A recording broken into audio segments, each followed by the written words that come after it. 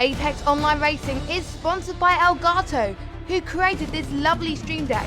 For more information about the stream deck, the link is in the description below.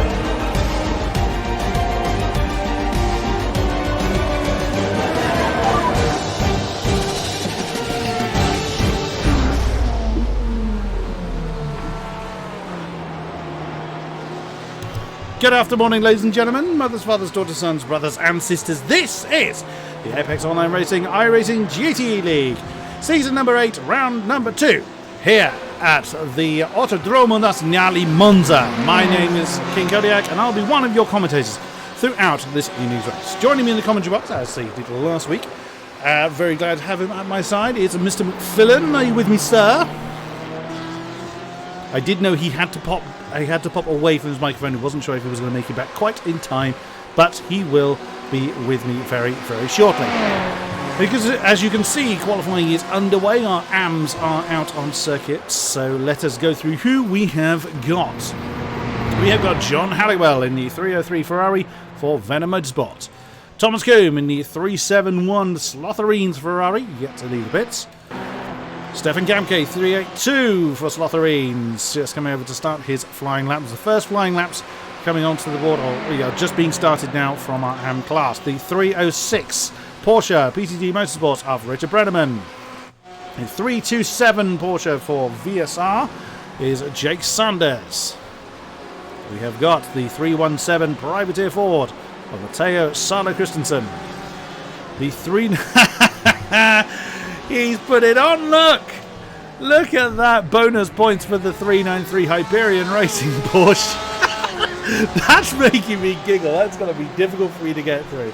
Look at that. I was informed that Chris Yardley had changed his livery just because I complained about it. Thank you, Mr. Yardley. The 336 VSR Ferrari of Anthony Washington. We have the 390. Oh, there goes Chris Yardley's Porsche. We have the 390 Ferrari for the E-Team Brit team. We have got the 307 PTDC Motorsport Ford of Nicholas Domino. We have the 326 Team Tepper Ram. We don't know what that says because it runs out of the box. Or the BMW of Arjen van Putten. 342, it's Jürgen Kleiber in the Dentsu Sim Racing BMW, car number 342. Kern Van Eyck in the 318 Lion Racing Team Porsche. 333, Daniel Lindholtz for Hyperion Racing 88. I believe he's Porsche. It's difficult to tell in that collection. He is indeed. Ben Hitchcock in the 355 Porsche for VSR.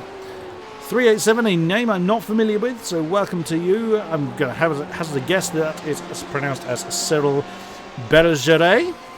I'm sure it's not Bergeret, so I'm going to go with Bergeret for the Gold Racing Team. And the 375 BMW, the privateer entrant of Jamie Smith. Times coming onto the board now. John Halliwell is currently at the top of the pile with a 1:45.5. Oh, he's pulled over at Curva Grande. Odd. He's still got some time to go. James Hall's just jumped into second with a 45.980. Wow, a bit of a gap, John to James at the moment. That is quite surprising.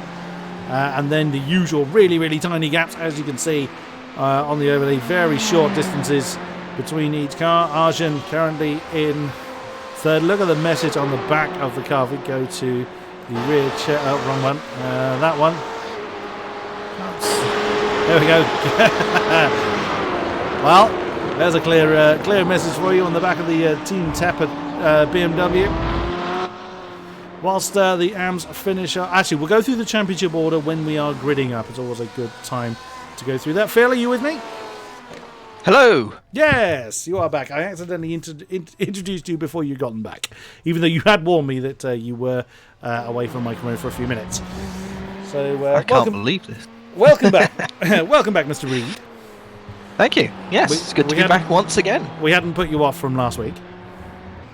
Only slightly. Only slightly. What a race we had, though, at Road America. It was great, yeah. There was so much going on up and down the field. A few unfortunate incidents here and there, but otherwise there was a lot of very, very good racing. It was indeed. Oh, that's Nick getting a big old draft off the back of one of the Ferraris. Didn't help his time, though. He was a few tenths slower. Samran currently sits 4th in class. No, he's just been demoted. Jake Sanders has jumped into 2nd.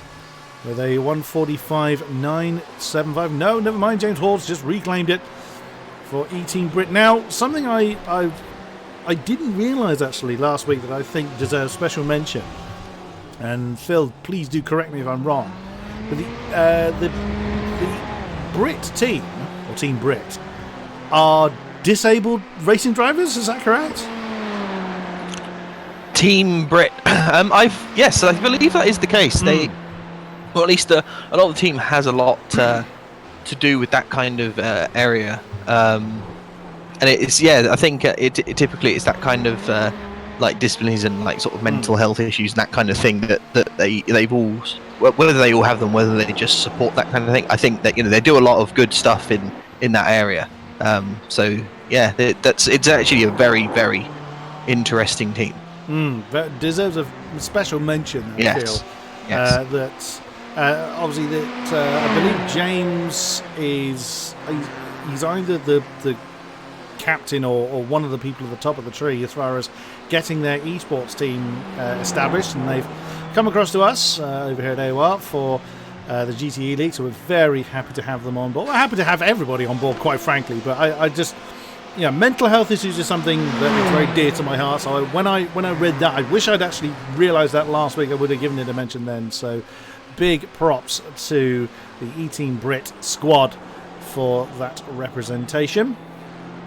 We are coming towards the end of the AM qualifying session. So for those unfamiliar with the setup, our AM drivers, which is all the ones that have the blue flash next to their name in the board, also the numeric plate. You can see we look at John Halliwell, the 303 on his car is labelled in blue. They also have the blue sash across the top of the windscreen. Indicates they're in the AM category. They come out on track first for 8 minutes, and then the Pro-Ams will get underway, which are designated in green. And they should be getting fidgety. Yep, there we go. They're getting fidgety at the end of the pit lane. Well, there you go. You can see they're all lined up, and there we go. That lead BMW, which I believe is Andrew Lang's service, has now got underway. And oh, that's a great camera. Just listen to those roaring GTE engines come past. Especially that one. Love the BMW. I was always a little bit partial to that from last time. So let's have a look at our Pro-Ams then, as our AMs have now finished all their qualifying, and John Halliwell has taken that top spot with that impressive 1:45.5. We have got the 202 Porsche, the privateer entrant, Christopher Pfeffer. 295, the Hyperion Racing. Again, such a great livery. I know we commented on that. Well, I mainly commented on that last week. It's such a great livery. I love that. 295 is Rano Lick for Hyperion. 228 is Jeremy Rolou for N-Race Esport. And the 228 Ferrari. 262, the Sim Racing Channel Ferrari of Roberto Edouard. 274 is the VEC Sim Racing Ferrari of Sebastian Riesmuller. Excuse me, this cough has been with me for about 6 weeks. It's very annoying. 267 is the VEC Sim Racing Cyan Ferrari of Philippe Gaillard. 200, the AOR Hime Ford, stuck right in the middle of the pack there, is Saradov. 268, the very brightly coloured Team Tepper Ford of James Pinsker. 273 is the privateer Ferrari of Michael Edens. 225 is Jukka Suominen in the S-Rock Well, I'm assuming it's S-Rock or SROC. Either way, is the 225 Ford of Jukka Suominen. We have got 247. That is Jason Withrow, not a name I'm familiar with. So welcome to you, the Black Eagle Racing. Oh, now that's a good-looking BMW. Like that, like that. It's the AOR yellow BMW 222. It's Evan Imre. 204, the next Hyperion Porsche of Victor Matios. Marcin Kodeman, the 296 Diesel Racing Team Ferrari. 241 is the Lion Racing Team Porsche of Marvin Sluman. 297, Rick Van Dorn in the second Team Tepper Ford. And 291, it is the VEC Sim Racing Rouge BMW of Flavian Foku. Great bunch on there. What were your thoughts when you raced? Sarah Dove. That's a slightly unusual way of taking the Retafilio. It's not the ideal way of doing it either. I'll come back to that question again. What are your thoughts for Monza then, Mr. Phil? Well, for anyone that doesn't know, Monza is it's got a lot of straights, and it's got a lot of chicanes. And that's pretty much it. Actually, no. Monza's an interesting track because it's so unique in that it's so advantageous to have a car that's good on traction and high top speed. If you've got that, you've basically got what you need to be quick around Monza. And around here, that would be the Ferraris and the Fords. They should be the quickest around here. Okay. Should. Now, this was something that me and Stevie would often try and surmise before most races, whether any one of these cars has an inherent advantage over another. And I believe that last week we were saying, or you mainly were saying, that the Ferraris were not holding strong at Road America. So are we seeing a bit of a change of the guard here for Monza? Based on everything that is said and how it should be, that should in theory be the case. Along with the Ford and the Ferrari should be the two. Ferrari probably more so, just because the Ferrari's strong points is being able to do really heavy braking into slow corners and then getting just the high top speed coming out, on all these straights, and that's kind of where it's strong. As you get in the race, though, maybe once the tyre life gives out and they can't quite get that traction down, maybe they'll start to fall back in. But we'll see. Yeah, James Pinsker was exactly at the point, Phil, you said about having good braking into slow corners. That's exactly what James Pinsker failed to do, as he binned it completely coming into Retafilio. He won't thank me for having that one on stream, but it's not my fault. I happened to be looking at you at the point that happened. But the reason why I was looking at Mr. Pinsker was because he is now top of the tree with a 1:45.099. And second in class is Rick Van Doon. So once again, it's Team Tapper at the top of the pile. And 3 tenths, nearly 4 tenths separates the two Fords. So quite some distance there. Now, thankfully, these guys are not repeating what the real F1... That was such an embarrassing moment for a Formula 1 fan. Just everybody, bar one, kind of forgetting how to manage time. We're seeing a little bit of slipstreaming going on, but it can't be avoided, can it, Phil? It's got to be pretty strong here. Oh yeah, for sure. It's super strong. If you're and it's obviously with these cars, following is obviously less of a disadvantage than in something like F1. So you can sort of stay a bit closer. You don't have to worry about too much about how close you are. I'm not obviously there's a point where you don't want to be super close because you can't be quite as confident and as aggressive on the brakes into corners because you don't exactly know what's going to happen. Jason, yes, he's just decided to abandon his lap rather dramatically. He did, but he has set a decent time. He had fourth in class with a 45.8. Michael Edens has jumped back to pit. He has got time to come out. If he gets on with it, he might just... No, he's not going to make it. He won't make it before the checker flag falls. So this is just purely practice before the pros then get underway. Rick Van Dorn has closed in a little bit on James Pinsker. It's now just under 0.3 of a second separating the two Team Tepper Fords. Jeremy Ralou is just slotted up into third for N-Race Esport, or third in class. Of course, it says fourth overall because John Halley was incredible time is splitting some of the Pro-Ams. Because we don't necessarily expect them to fall in that perfect order. All the pros and all the Pro-Ams and all the AMs. I mean, we'd rather had it proven last week. Did we have an AM on the front row or a Pro-Am on the front row? I've forgotten already. Was it? Who would it have been? I also think, was it? My brain's telling me Pfeffer, but I don't know if that's right. I'll see if I can bring up our forum results. It was. Let's see, for qualifying, Jared Caroni was at the top of the tree. Holstein, Sosolski, Woodford, Preto. It was Christopher Pfeffer that was the first non-pro car, and that was 6th. So I hadn't remembered that quite right. No. But either way, I think either way, still very impressive. Oh yeah, for sure. And another one, I think I said last week that John Halliwell looks pretty quick for for being someone that isn't currently in the AM class. And once again, he is proving that by being way ahead of the next in class, and also currently third overall. Obviously now the pros will go. Yep, as we just saw from one of those camera shots, the pros are now lining up. There they go. Now leaving the pit lane. That coming over the line. Michael Edens, perhaps. Not sure there was. Oh, well, Michael Edens has just crossed the line, but it wasn't who I was initially thinking of. So let's see who we have representing our pro contingent. Scott McCracken, I remember you, for Mayela HCR. The team that has 3,000 names. He is in the Ferrari this time around. The treble 1 BMW, Alex Bennett from the Com Radicals. We have the 137 Comrade Gaming Porsche of Dominic Gaidemeyer. Ross Woodford, the 178 Com Radicals Ford. He was top of the practice session that preceded this event. The 179 Victoria's Secret BMW of Robin DeVille. 157 VEC Sim Racing Rouge Ferrari of Alexander Godefroy.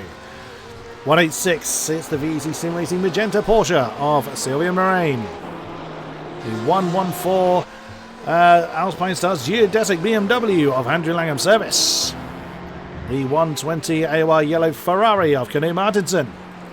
The 144 Alpine Stars Geodesic BMW of Dominic Oliver.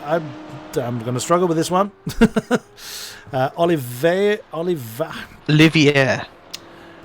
Olivier, yes. Far better than my previous efforts. Right. Moving on, the 112 Existence Porsche of Isaac JN. The 123 Black Eagle Racing BMW of Ivo Costa. 109, the Comrade Gaming Porsche of Christoph Holstein. And the 148 Alpine Stars Geodesic Racing BMW of Dan Sosolski. Represent our pro contingent. Everyone just getting to the end of their... Oh, let's actually follow. As I'm looking at Dan Sosolski, let's follow Dan on a hot lap here at Monza. Granted, we're near the end of the qualifying session, but we'll run through it nonetheless. Heavy braking zone. Enter the first chicane, the Retafilio. Bouncing a little bit off that second apex, but keeps the car nicely under control. Now hard on the gas. I think something like 70% of this track is at full throttle, if not more than that. 11 turns only here at Monza. That's Curva Grande we have just navigated under the bridge, and then bang on the brakes just before the 100-meter board for the Darrogia. I forever get the first two chicane names the wrong way round. And nicely navigated there. Those curbs can be utterly vicious if they hit them too hard. First Lesmo. You run as wide as you dare onto that green AstroTurf. Then the slightly banked second one. Again, that inside curb is very steep. So you can look to try and cut it as much as you can, but it can kill you. I know, I've died there many, many times. And towards the Scari. Under the bridge, bang on the brakes at 100 metres. Oh, and again, you saw how close Dan got to those inside curves, and again, they are very risky to go towards. They will spin you out at no notice whatsoever. And then it's all the way down to the Parabolica. And this is where the slipstream comes in good, but this is also where strategy comes in, because the straight from the Parabolic back to Retivilio is equally as long. It's kind of camel straight kind of strategy on where you make your overtaking manoeuvre. And that is a lap of Monza. Now let's see where our pros are getting on the board.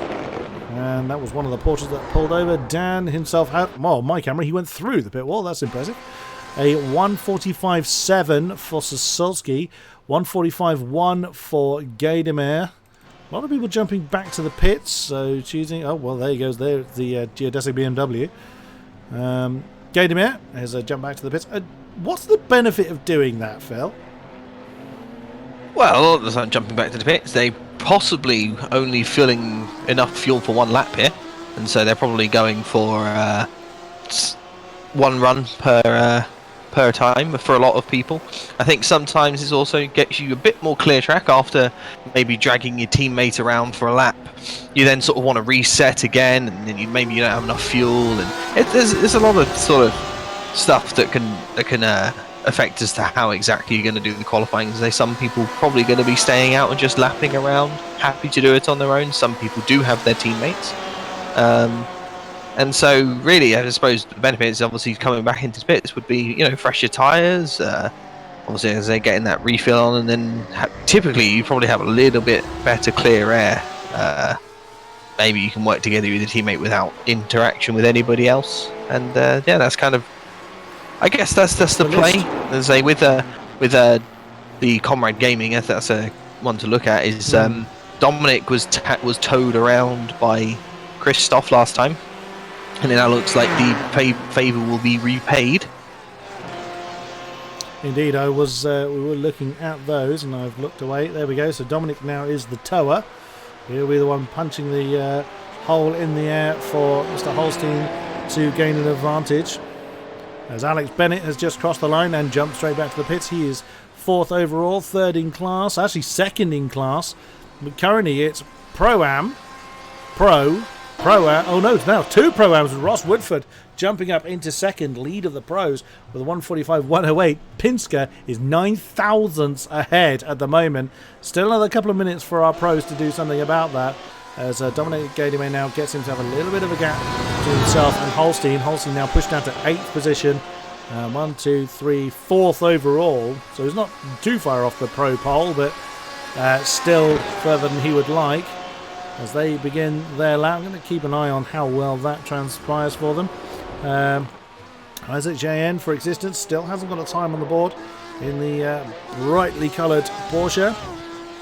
Who else is a bit out of position? Sylvia Moraine is down in 28th at the moment with a 1:46.1. Admittedly, that's barely over a second from the pole, and 28 positions covered thereafter. So once again, seeing obscenely close times. As Alexander Godefroy has made a mess of that. He's jumped back to the pits and will not have any more time to do anything about it. He remains in 13th. There is Ross Woodford, current pro leader by 9 thousandths of a second. And when you're in this kind of position, Phil, oh no, that's too much off the second Lesmo there, Ross. He's probably going to... Oh, he's still pushing on. Well, it's practice if nothing else. When you're in this position, so you're in a really tight qualifying session, you've got a minuscule amount of time, you think you've pushed as much as you can, and there's a tiny sliver, 9 thousandths between you and the next position. Surely that's got to motivate you to go out and just have one more run. Oh, for sure, yeah. Especially when, like, for example, with Ross, he knows that James is in the same car as him, so, and he, you know, Ross will be sitting there, well, I'm pro, why can't I go faster? You know, it's only 9 thousandths to get, just one good run, and, yeah, I can just, it's 9 thousandths, that's it.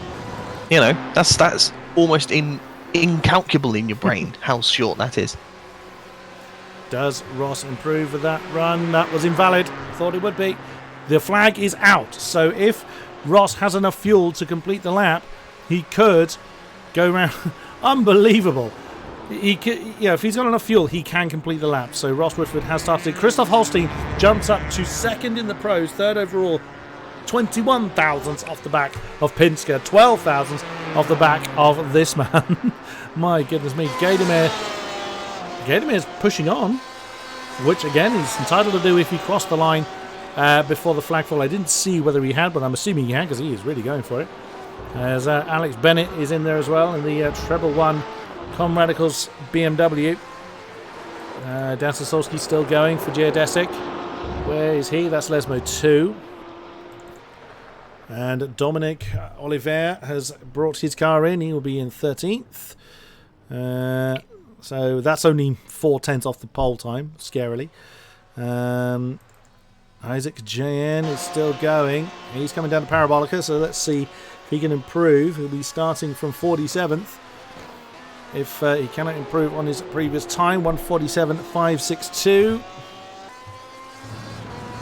And Parabolica then. Straight line to... Oh, he's straightening that up as much as he can. And that is a 1:45.831. 829 even. And that does update after it first reports to me sometimes. And that is 19th. Wow, that's... Again, just goes to show you how difficult it is to improve. Does Ross Woodford improve?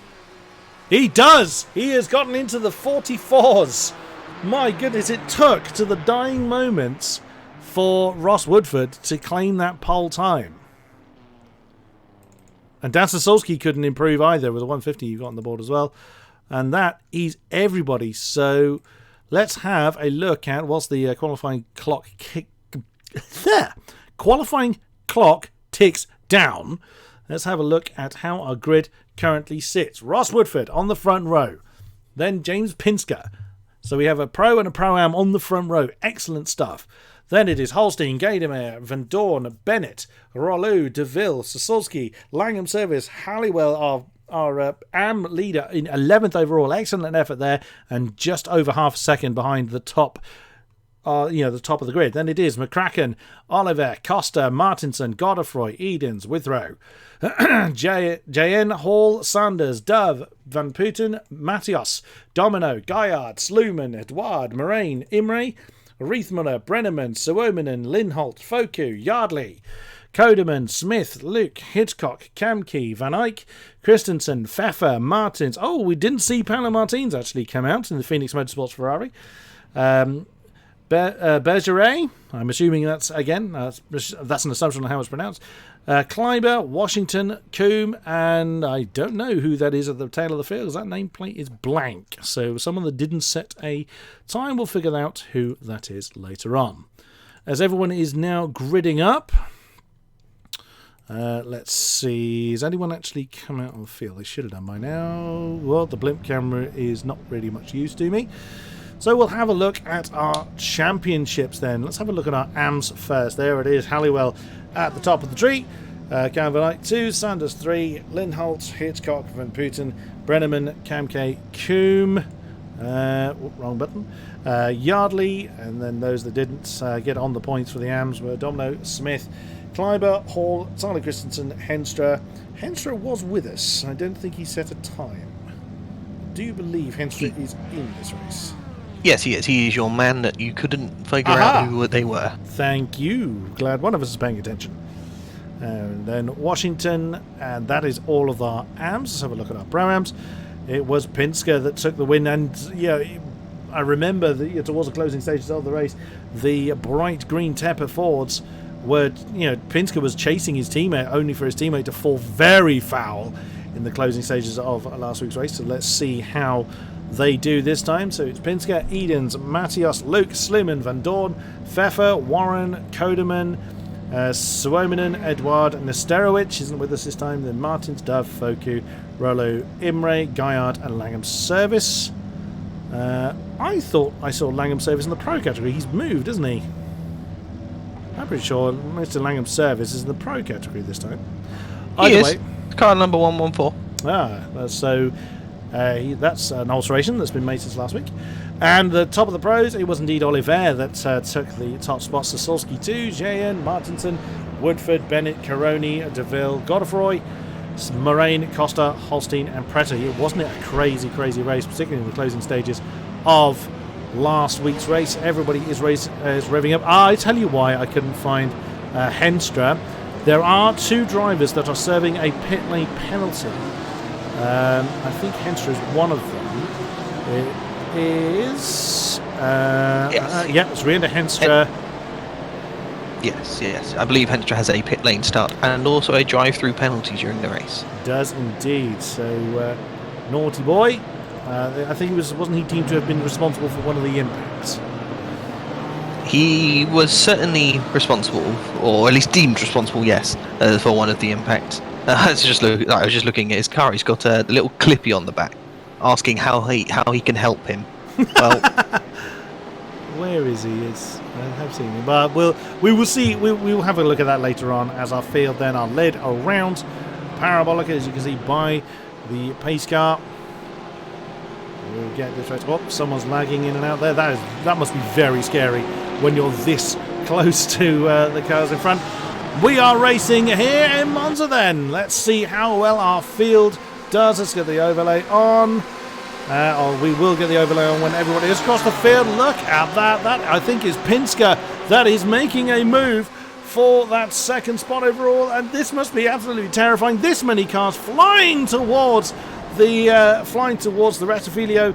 Oh, lovely side-by-side there going on between the Tepper Ford, James Pinsker, and the Comrade Gaming Porsche. I think that is Gadamer. No, it's Holstein, beg your pardon. That is the lead of the two Porsches. And what has happened there? It's a slowdown penalty for Woodford. Oh, the slowdown penalty is catastrophic in these opening phases. You have to give up comparatively so much time. That hands Holstein the lead. Everybody flying through the Darrogia as best they can. Has there been any incidents you're aware of, Phil? I haven't seen anything at this stage, but that is a real shame for Ross Woodford, but it'll give him something to do all race. Yeah, no charging off into the distance for Ross Woodford then. That's Jeremy Rowley already ahead. Oh no, just said a huge incident. One of the yellow Ferraris has gone over. Oh, it's John Halliwell. John Halliwell has had a huge incident, and there it is. We'll just bring the replay back. So one of the Geodesic BMW gone very wide. He's moved out of the way. He then caught another one of the Geodesic BMWs who recovered and then tangled with one of the Mayella Ferraris. Oh no, our AM winner from last week, our AM poleman, is recovered to the pits. John Halliwell, a terrible start. And oh, we've got another problem there. That is Pfeffer that is going backwards, and he's had a spin. Oh my goodness me. I mean, you always expect action this early in the race, but oh, what a shame. We have lost John Halliwell. Well, John Halliwell can come back on track, but that's not a happy looking Ferrari. But up front then, Holstein leads the pros, and he's got James Pinsker all over his tail. The Ford opting not to make the move into the Rettifilio this time around. So he's picking his time and just keeping the Porsche company. But it does look like Pinsker is ready to get on with it. We may have lost. I thought we'd lost Oliver there, but oh, that's not good for Oliver. He lagged. Now, we did see one of the Geodesic BMWs lag out towards the beginning. So he's come into the Rettifilio. He's gone a bit wide. He's then lagged out. And he will reappear in a minute. There he is. So he's had a huge problem and is now bouncing off the walls. That could be the end of his race. It is indeed the end of Dominic Oliver's race. Oh my goodness. We are definitely going to be seeing a changing of the guard. He is, yeah, he's all over the place, isn't he, Dominic? He's just in and out. I think, yeah, there we go. And now he's fully stopped on the gravel. And unfortunately, that looks like he's out. Yeah. So, as always with this stage of the race, it's difficult to know where to look. Look at that long stream of cars as we look from halfway down this straight back towards the Lesmos. Both of the Tepper Fords in a good... Well, both of them actually in the top five. Pinsker currently second and really keeping Holstein company. Rick Van Dorn, the second one, is there. He's only about barely over half a second behind his teammate. He's got Ross Woodford now back on pace right with him. So how much of this race is going to be kind of the slipstream strategy, Phil, do you think? Oh, that is a great question. A decent shot. Oh, actually, battle for second there. Dominic and Pinsker going side by side. Dominic just trying down the inside, but Pinsker holds it well. Oh, trouble for Edens. I think he may have lost a few, or he's lagged out, or my numbers are slightly slow. Oh, that is trouble for Ivo Costa. What has happened to Ivo Costa? What is going on here? That's not Ivo Costa we're looking at. Or am I slightly behind? That's probably why I'm slightly behind live. That's why I was struggling a little bit. So Ivo Costa was slow. Oh my goodness, another trouble. That is for Lindholt. Lindholt is having to, oh my goodness, he was facing the wrong way at the Rettifilio. Oh dear. And he's had to just wait for everybody to go past him before he can get underway again. So it's happening everywhere. It is. And interesting with Ivo Costa, it may not have been obvious, but he actually did roll. Oh dear, I was fighting with my buttons too much, so I completely missed that. Yeah, he actually did slightly roll, slightly tagged. Not sure which car, but he got slightly tagged, and then that slowed him just slightly in the mid corner, and then someone else couldn't avoid it, tapped him, and sent him on a little merry roll just off the track, just to clear him. Jeremy Rolou is in all kinds of trouble. He's falling down the field, huge damage on his car. I wonder if it was him that he caught. There's so much battling going on where he is. There's three-way going on there. Dove coming to the inside of the Parabolica. And there's Isaac JN that's stuck on the outside of Parabolica with this almighty great scrap going on. Oh, and whilst I was talking about that, Pinsker has slipstreamed Holstein up into the lead. James Pinsker in the Tepper Ford has taken over the lead from the Comrade Gaming Porsche of Christoph Holstein. The next one is Dominic Gaudimer as well. We've got someone in the pits already. It's Jeremy Rolou. He's limped his Ferrari home. We've got another incident, have we? No, there's just lots of side-by-side coming into the Rettifilio. There's Victor Matias in the Hyperion Racing 88 Porsche. Look at that, just side-by-side, 2 by 2 by 2 by 2 by 2. From the Rettifilio into the Curva Grande. Still someone, that's James Hall in the 18 Brits Ferrari, then having a scrap with Philippe Gaillard for 19th position. Oh, that is so close. That is Evan Imre. You can see the yellow BMW behind. That looked rather scary. It must, when the field is this closely compact, Phil, it must be, your senses must be on complete overdrive. You know, where is there a gap? Where's that person going? Can I brake here? Can I try and move here? There must be so many things going on for the drivers. Oh, for sure. Like when you're trying to think, like, can I make this move here? You've always got to think, oh, is that, how close is the car ahead? Like, I don't want to brake too late. I'm gonna, but you don't. So there's a lot of stuff battling in your brain, trying to work out exactly where to put the car and how to put the car. Is it okay to go for a move here? Should I defend here or there? With so many cars around, like one ill defense could put you offline, and that could set you up for 2-3 people coming past you. Is Holstein going to try and make a move on Pinsker? No, he's not close enough this time around. We've lost a few from this race. Jeremy Rolou, we saw crawl back to the pins. He's still in there, so may opt to remain where he is. That's Ross Woodford making a move on Alex Bennett. Deep. Oh, he managed to slow it down though. He managed to slow it down. He's going to get a poor exit here though. Alex Bennett may go for a re-overtake, or he may sit behind. We'll see. But it's his teammates that are the 2 cars ahead of him. No, he's going to back out just there, so he's not going to make a move into this corner. Nope, opted discretion the better part of valor. Is he thinking about a move into the Del Rogier? Nope. He's also got Rick Van Dorn right behind them, the bright green Ford. Pinsker was maintaining about half a second between himself and the Comrade Porsches. So that gap's slowly beginning to fall down. But there's so much of the race to go. There's nothing really to read into there. I was mentioning we've lost a few from this race. Ivo Costa has come into the pits. That's very early, so he's either got some pretty heavy damage or he's going to have to come in again. The car looks okay, but he's been involved in a fair few scraps already as well. So Costa's come in, Rolou, Cohen Van Eyck, Rano Luke, Dominic Oliver is gone. He has left the session, and John Halliwell has been in there for about 7 and a bit minutes, so it's unlikely he is going to come out. There's nothing actually stopping them coming back out after a very long period of time. You never know what is likely to happen.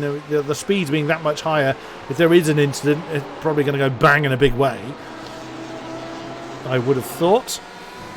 More than likely. We look at Alex Bennett, he's got quite a trail behind him. There's Rick Van Dorn, Dan Sasolski It's got Robin DeVille for company right behind them. There is a bit of a gap between these BMWs and the next one down the road, which is Andrew Langham's Service. There he is. He's not dragging anyone along. There's Kenny Martinson with Michael Edens. Oh, have we got a problem for Sylvia Moraine? No, there's just a lot of people around there. That's an almighty great scrap going on. My numbers tell me when someone changes position, which has been pretty much constantly in this entire group. There's someone trying to make it 3 wide. That's Sluman trying to make his way. It is the Line Racing Team Porsche was thinking about a 3 wide manoeuvre in there, and that's a very big move for Sylvia Moraine. No, big one. It wasn't Moraine. It was Sluman. Oh, who was that was wide? It was Reith Muller. It's gone wide coming into the... Oh, no! Huge incident there. That's the VEC Porsche that's gone over. That is Sylvia Moraine. That is in big trouble there. He is gone. What on earth happened here? So that's side by side. Yeah. So side by side with... Oh, and he tangles up with the... that's the Hyperion Porsche. And that's the end of his day. He's not going to get recovered from that one particularly quickly. It was the 204 car, which I'm trying to figure out who that is. It's Victor Mateos. Mr. Matias. Where is he? He's out there somewhere. He's jumped back to live. Oh, and hello, as we jump back up to the lead. There's Ross Woodford getting involved. He's not wanting to kind of sit there and make up the numbers. He wants to get back on that top position because he was our pole man. Just from Pinsker, but with that early slowdown penalty has dropped him quite a way down the field. He's actually less than a second from the lead now, staring on the back, as we can see, of Dominic Gaydemer. Oh, very conclusive defence there from the Conrad Gaming Porsche. That's actually going to box Ross Woodford in. He's got no way forwards, but he's kept in it. He's going to the inside. Oh, he hit that apex very hard. That's going to lose him that crucial bit of momentum and slot back in behind Dominic Gaydemer. It doesn't look like we're kind of having anybody waiting for this phase to wear off. It looks like everybody is kind of foot to the floor, which I am very happy about. I think most people are happy about that. I just want to make a quick point. I was saying just before about where we started that we should look out for the Ferraris being the fastest car here, or the Ferraris and the Fords. Currently, the top Ferrari is only in 10th, but it is Knut Martinsen. It is indeed Knut Martinsen, the 120 AOR Yellow team, and he drags with him Michael Edens, who is third in the Pro-Ams. Who's our AM leader? It's Arjen van Putten in 15th. The Team Tepper Ram something or other. I'm not sure what the rest of that team name actually is. Then he is right on the back. That's Alexander Godefroy in the VEC Ferrari right ahead of him. So a decent effort then from Van Putten. Hopefully we're saying your name correct. But Pinsker has not been able to break away from this pack. And this pack's actually gotten longer since we've not paid any great attention to it. Now it goes down to 8th, which is Robin DeVille. And again, Dominic Gaydemer defending from Ross Woodford. The Radicals Ford. I'll get it right in a minute. I'll go through all of them until I get the right one. Well, look how wide they're going through Parabolica, keeping it legal, but very, very wide nonetheless. Oh, wow. I've just had a look at the incident count. And yeah, a few people are going to have to be very, very careful. And again, Dom trying to box in Woodford to try and keep him there, and Holstein doing the team game as well. He's gone to the inside. I reckon he's trying to keep Woodford behind. Oh, wow, and again, Woodford hits that apex, but gets a much better drive, nudges into the Porsche, but Gaydemer's hanging on right in there. Bennett's got a great ringside seat for this battle ahead of him. Look at this. This is fantastic. On board with the Radicals BMW. Gaydemer with the inside line is nosed ahead of Ross Woodford. But is Bennett going to get involved in this? Not a chance. He's backed right out of that. And Ross Woodford still has the inside line for the Del Rogia and gets up into third position. Outbreaks the Porsche. And that is brilliantly done. Is the BMW going to have a crack at him? No, doesn't fancy a move on the inside of Lesmo. What a move from Ross Woodford. He kept on in there, kept his cool, and has completed the move. Very nicely done from the Radicals 178 Ford. Yeah, it got very close between them on the exit of the first chicane. It was a little bit dicey, but once it got past there, yes, Ross did kept his cool, kept his braking right, got it all done under braking really hard into that first point of the chicane, and didn't really give Dominic any chance to try to keep it around the outside there. So very, very strong move. And then obviously Dominic, with his teammate behind, didn't really fancy trying anything silly into the first Lesmo, and so was able to keep 4th position. Now I wonder if this is going to change the plan that Holstein has had in mind, because I wouldn't be surprised if, the comrade Porsches were working together. Maybe Holstein wanted to give Dom a bit of slipstream, maybe try and box in Woodford on that last manoeuvre. I wonder if this will change Holstein's game plan a little bit. And yeah, he's gone straight after Pinsker. Slipstream dives on the inside. Pinsker knows that one. He can't get the inside line. The Ford then he's bouncing over that apex. That seems to be the thing for the Fords at the moment. Here we go again. The same battle, different people. On board with Woodford, as you can see, the Porsche with the inside line, Ford on the outside. I think we've seen this somewhere very recently. But Pinsker's not giving up on it whatsoever. Here comes Woodford. Is he going to get involved? No, again, he backs out of it. Does not want to try and make Del Rossia 3 wide. And that was a late braking manoeuvre from the Porsche as Pinsker is a little bit slow coming out of the Del Rossia. And Woodford doesn't make the move stick. And where did Holstein... There he is. He's now down in 8th position. That's Andrew Langham's service just coming past, dragging with him Edens. And actually, Gary Martin's behind Michael Edens now. So those two drivers swap round. But Pinsker still leads the way. It didn't look like... That could have been a bit of a netcode, which would be a bit of a shame if it was that, because it didn't look like there was actually any impact there, but never mind that right now. Woodford, he wants the inside of Ascari, and he's got it as well. Wow, Ross Woodford is on a mission. He really took that, didn't he? He wanted it. That was a big old statement of intent, wasn't it? It's, I am coming through, like it or not. Wow. I wonder if Pinsker chose not to fight it. Again, that's not in same class, so nothing to really gain from doing so. Really tightly packed bunch here, though. That is Van Dorn, Bennett, DeVille, and Sasolski in this particular pack. And also, Pinsker is on 0 incident points as well. That makes me think that there wasn't registered impact between himself and Holstein, because that was definitely hard enough to be a 4-point. I would have thought. Would you agree with that? At least a 2. At least a 2. And that will be on that will be on both drivers as well. iRacing doesn't do... Yep. Oh! Woodford's off! Woodford's gone off for the first chicane. Oh, no. What happened there? Did he, well, he's going to have a slowdown there. He's going to have to give up a few positions. He was making... That's strange, because he was making the turn. That was a bit odd, because it looked like he was going to make it. Yeah, must have just broke a little bit too late. Locked up, trying to potentially try to slow the car down a bit more. And then once you lock up, well, that's it. It's going straight or spinning. Straight or off, yeah. Holstein lost a colossal amount of time there. He's now 6.5 seconds. Well, there he is, behind Andrew Langham's service, as we saw, and he's still behind the geodesic BMW. So that just goes to show how... That shows you how quickly it can change. Oh, just as I say that Pinsker hasn't got any instant points, he's just picked up his first. So again, I think that was netcode, which, I mean, they were close. They would have got through. Del Rossia is wide enough for 2 cars to go side by side. Just as Sasolski is still keeping the pressure on Bennett as they come through Ascari. But looking at the incident points, quite a few people have got a lot to worry about. We saw this last week. We saw a couple of people get disqualified for it, but we did also see a lot of people manage it as well. Andrew Langham's service is on 10, so he's decent position up there in 8th for Geodesic. Then you've got Scott McCracken also on 10 for Maiella. I don't know, I'm not sure if he was the Ferrari. Actually, yeah, he's the only Maiella Ferrari out there, isn't he? I think. He is now. Whether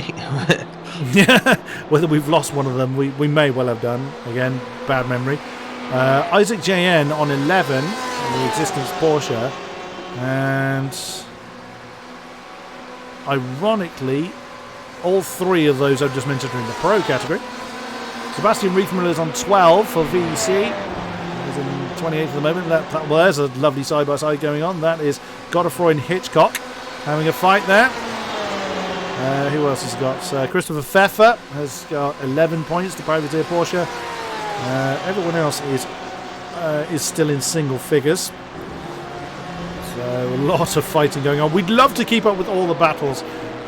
We just can't. There is only us 2. There isn't an army of TV people that help us make this. It's just me and Phil, and whatever battle we happen to notice or can keep up with, we do try and have a look at them all, but we'll concentrate on the front. Pinsker, it doesn't look like he's hanging about. He's wanted to try and build up that gap to Woodford again. As now about 0.3 of a second, was closer to half a second before coming into the Ascari. So Pinsker doing a cracking job out front. Indeed, and just picking up on battles that we may be missing is currently both Michael Eden and Martin. Well, Eden's got back ahead of Martinson at some point, but both Edens and Martin are now ahead of Holstein. I think Holstein just let them through. I think he's probably suffering from a little bit of damage. I think he got clipped after he spun. I think someone just touched his front, which is probably hurting his aero and his top speed. And actually, speaking of it, Michael Eden's going around the outside of the parabolic of Antrim Langham service. Someone's had their Weetabix for breakfast. It didn't look like Langham Service defended that a great deal. So slots into the slipstream name of the Ferrari. Oh, there's been a change up front. Oh, there's Woodford again on Gadamer. That's again the forward slipstreaming the Porsche. Doesn't bounce off that apex this time. Oh, Sasulski. Oh, what's happened to Dan Sasulski? He's overcooked that into, yeah, way overcooked that into the Rettifilio. Lets Alex Bennett through and then resumes his fight with Robin DeVille right on his gearbox. Is DeVille going to make a move into Del Roggia? Nope, he chooses not to do that. Oh, who's just lost a position? Oh, that's James Hall and Marvin Sluman. Oh, a big tails. Tails. Well, I was going to say tail spin. That wasn't the word I was aiming for at all. Big tank slapper for the Ferrari there as he was trying to power out of the Rettifilio. It must be very easy to, especially when you're in a fight, to give it too many beans and the back end just go, nope, not having that. I imagine that's very easy to do. Yeah, it certainly is, especially when you're at when you're in any chicane. If you're trying to go and make a move on the outside of the first part, you're tight in the second part. You've got a tighter line, you're turning the steering a bit more, put on a little bit too much. It's so easy to just go, nope, around you go. And that is unfortunate. It's quite some cars are probably slightly easier to spin than others. So they all have traction control. And some of that would be set up as well, wouldn't it? Yeah. Especially around here, it's a loose. You want a loose setup as possible to get straight line speed. Here comes Woodford on Pinsker again. Now we saw Woodford back out of that. This is precisely what I was talking about before. Along that back straight, heading towards the parabolic is not where people will want to make a move. Woodford backs out of it this time. Doesn't want to make the dive into Rettifilio. Fairly wise from Woodford, I think. He was a little bit too far back to try and make that move stick. There's Gadamer. There's Van Dorn. Look at that. Both of the Team Tepper Fords in the top four. Brilliant stuff from them. Oh, we've got some movement further down. That is Isaac JN coming past Arjun Van Putten. That's irrelevant as far as Arjun's concerned. A lot of fighting going on here. Yep, that's a big old pack. That is Roberti Edouard and Jake Sanders swapping round. Jukka Suomen and Marvin Sluman having a fight for 21st with James Hall. We were looking at him earlier in the E-Brick Team Ferrari. They're still having a scrap coming into the Curva Grande. And Anthony Washington has had a trouble at some point. He's fallen behind Rienda Henstra. Windows 98. I don't think you could claim to be that slow, sir. You said there was something on the back of this car. Let's have a quick look at what that was. There's something on the back, you noticed? Oh, the clip, yes. Excellent. Oh, that brings back memories. I'm old enough to remember what those memories are. And there goes Woodford on Pinsker for the lead. And he's done it exactly where I said he wouldn't make the move, which was on the way into Parabolica. Way to make me look daft. Well, I don't need help with making myself look stupid. I do that pretty well on my own. But this is going to leave Woodford very open to counterattack, and I don't think Pinsker's going to need a second invite on this one. He's very, very close. Is he going to jump out? No, he's opted to stay behind. Oh, no, has he? He's jumped out to defend from Gadamer. Gadamer was storming up on him. He's gone to make the defensive move. Is the Porsche going to get alongside? No, not quite. It does look like it's a day for the Fords and day for the Fords mainly at the moment. But we'll see how well that changes as the race progresses. But Woodford again making that move. And he's obviously confident enough he can get away from Pinsker to make the move stick. That certainly seems to be his thought process right now. Obviously, Pinsker probably not going for the move there for two reasons. One, he possibly didn't want to have himself set up for the next chicane with allowing Dominic to come through, but also he's thinking, well, Ross has got the pace. I could just follow him here. I don't need to pass him. You know, it's not my fight. I am a class down. I'm really fighting my teammate who's only one car behind and within a second. That's his massive real fight. I mean, obviously, it's always a point of pride and you know, you want to go for the overall win, even if it doesn't actually mean anything for your position. True. If you're in obviously any of the classes, but you know, you still want to go for it. But obviously, like I say, his fight, he's probably thinking, well, I don't need to go for this at this stage. I can just sit behind, save a bit of fuel, and try and keep with him. But he may struggle because Ross has pulled away a decent gap. It does look like that Ross Woodford is not wanting to give... Well, I don't think any competitor wants to give another competitor any kind of slipstream, but he is very keen to break that very quickly, as Woodford's already got himself up to 6/10 gap now. And that will drop a little, but nowhere near enough for Pinsker to make a move. And at that pace, Woodford is really going to open up that gap. Ross Woodford has the fastest lap of the race, as Dan Sosowski and Alex Bennett swap round. The geodesic BMW making that inside manoeuvre into the Rettifilio nice and easy. Although it does look like Bennett is going to have a crack at him into the cover ground if he's not alongside enough to make that one stick. And he's certainly showing intent there. Fair play from the Conrad Eccles BMW. I wondered if you thought about an inside manoeuvre there onto the Dalroche yet, but opted not to do so. Wow, Ross Woodford is he's now over a second ahead of Pinsker, so Ross Woodford is doing what he can to get away from James Pinsker. As mentioned earlier, Ross having the fastest lap by quite some considerable way. They tend to do the fastest lap early. I think it tends to be early. The fastest laps tend to get on the board. If I'm not mistaken, Mr. Phil. Yes, before the tyres decide to completely explode typically from overheating and a little bit of, you know, and some wear as well. You want to get it relatively early, sort of. I'm not exactly entirely sure exactly when the through the stint is, but obviously at this stage as well, there's a lot of slipstream involved. So you kind of, that's usually when it starts to spread out. You're kind of in the fresh air. You don't quite get that extra little bit of push for the fastest lap when you don't have that slipstream, but also your tyres are starting to fall off a little bit as well. So we've potentially lost another from the race, Thomas Coombe. There's actually two cars in that same spot, that's why it looked a bit strange. So the Slotherines 371, Thomas Coombe is been there for about a minute and a half now. Did he drive in or did he recover in? He recovered in, I think. Yes, he did. So he's had a problem of some description and not looking to come back on track. A great shame for him. I can't help but make the comparison Thomas Coombe to Thomas Cook. Both have fallen under. Ooh. Relevant. And will deservedly be publicly flogged for that. My good lady has just come in with the door with a look of someone's going to die, so that'll be fun. It'll be fun to deal with later on. So there may be some additional noise in the background whilst that's dealt with. Give me wine, she says. Fair enough. Let's have a look at some of the battles now that we're getting into a more management phase of the race. So the top guys, Pinsker was closed right back in on Woodford. He's made a mistake somewhere. Is he over driving to try and get away? It seems like every time he gets into the lead or somewhere close to that, he seems to then lose that gap again. It may be, well, yeah, it does seem to be the case right now. Maybe he's pushing because he knows that maybe he'll make those mistakes. And so, is it kind of like a catch-22? He's making the mistakes because he's pushing, but he's pushing because he's making the mistakes. Potentially. Just trying to get in his head. Is Pinsker going to have a go? He's gaining quick.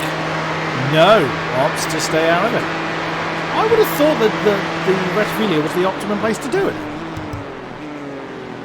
It certainly would be the optimum place to do it, but like I say, he's probably just thinking, I can save some fuel here, I don't need to make this pass. He's sitting there, he realises he's staying with him. He doesn't need to make the passes at this stage. He knows he's got it in his head that he's got the pace on him. So, yeah, like you say, he's just staying there for a bit of tow, as it's not a class battle for him. Dominic Gaidimer, though, mind you, Dominic wasn't close enough to James to make the move last time around. Let's have another look further down to Solski. We saw him make that very move on Alex Bennett. Only a lap ago. DeVille, a little bit on his, well, indeed, he's very on his own. As we look back from DeVille to that four-way battle, Michael Eden's leading the way in that pack now. In the privateer Ferrari, then it is Andrew Langan Service and the geodesic BMW with Kanu Martinson and the rearranged Christoph Holstein, or rearranged Porsche, I should say. Well, maybe Christoph Holstein's rearranged as well. I mean, maybe the accident was that bad. Who am I to judge?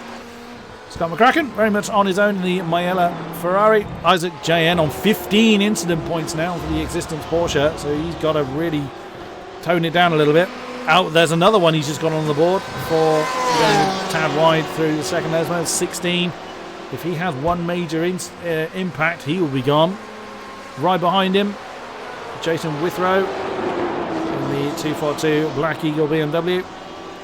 And Arjun Van Putten, our AM category leader in the Team Tepper Ram BMW. Good effort from him. Sarah Dove. Oh, big pardon, there's Evan Imrie. Sarah Dove is behind him. Evan in 16th. He's on 12 incident points, so he can't take it too easy. There is Sarah Dove in the 200 AOR Hime Ford.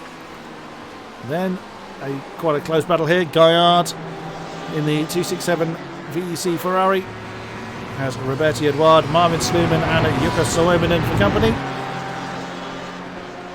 Behind them, about 3 seconds back, is the VSR 327 Porsche of Jake Sanders.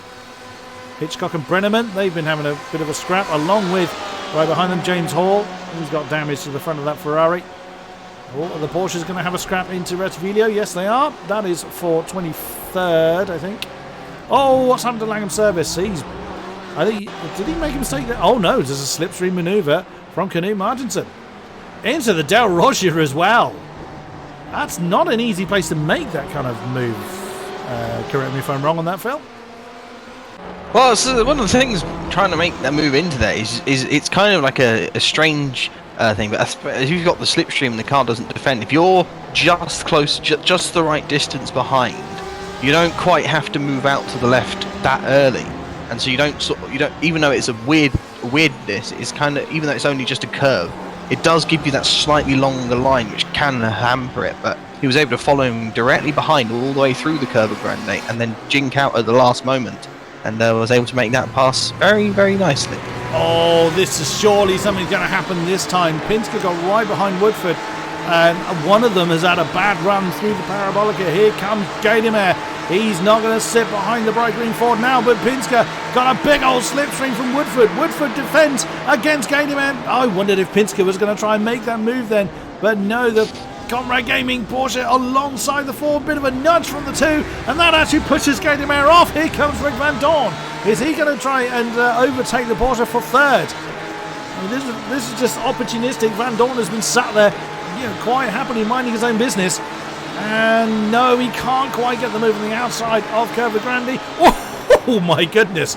Dominic Gaidimer did not want to allow Rick Van Dorn the run there. Goodness, well, that was sudden. Has he got damage to the rear wing, does Dominic? Yes, he does. I can't see any myself. Oh, wait, no, there we go. Turning the camera around, I can see just a little bit. Just a touch. It won't help, but it's not catastrophic. I mean, it's not an aero-heavy track as we were talking about earlier, so that's not going to hurt him that much, I'd have thought. Yeah, it's interesting. Sometimes just bit of aero damage like that can cause top speeds to lower a bit, and that can hurt you here. Oh yes, certainly. So it would essentially create drag that you didn't have before. Essentially, yeah. You just got someone else just trying to drag your car behind for whatever reason. They've decided to attach themselves to your car. Still 16 incident points for Isaac JN. So there's a few 15s on the board. Sebastian Riethmüller is there. Oh, we've lost another. Anthony Washington has come in and left. Come into the pits and left the session. We have lost Anthony Washington from the race. Rianda Henstra, the Windows 98 Porsche, has come in. I would think we're kind of getting to the point of scheduled pit stops. We're not too far off halfway in the race. So, as our leaders are coming up to back markers, that's the 204. That's Victor Matios, who we saw in that huge incident early on. He's been 8 minutes in the pits, but has come back. But you never know what will happen. He's 5 laps down from the leaders and a couple of laps down from the next in line, which is Renault Luke. But, well, you have nothing to lose. There's our top guys once again. Oh, change of position. That's Sluman on Gaillard. The Lion Racing 241 Porsche slipstreaming his way past the VEC Ferrari of Philippe Gaillard. Fairly straight forward move. Gainemir still getting very, very close to Pinsker. I do try and keep an eye on the gaps as best I can. When there's 50 cars, it's difficult to keep an eye on all of them. Oh, it's another one in the pits. It's Paolo Martins in the Phoenix Motorsports BMW. Who else is... Oh, Salo Christensen has lost his spot. That's 31st position to Jamie Smith. On the inside of Curva Grande.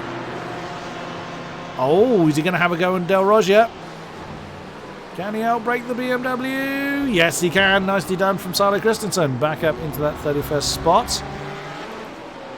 Again, I'm keeping a very keen eye on the lead battle. Looks like everybody has got through Parabolica okay.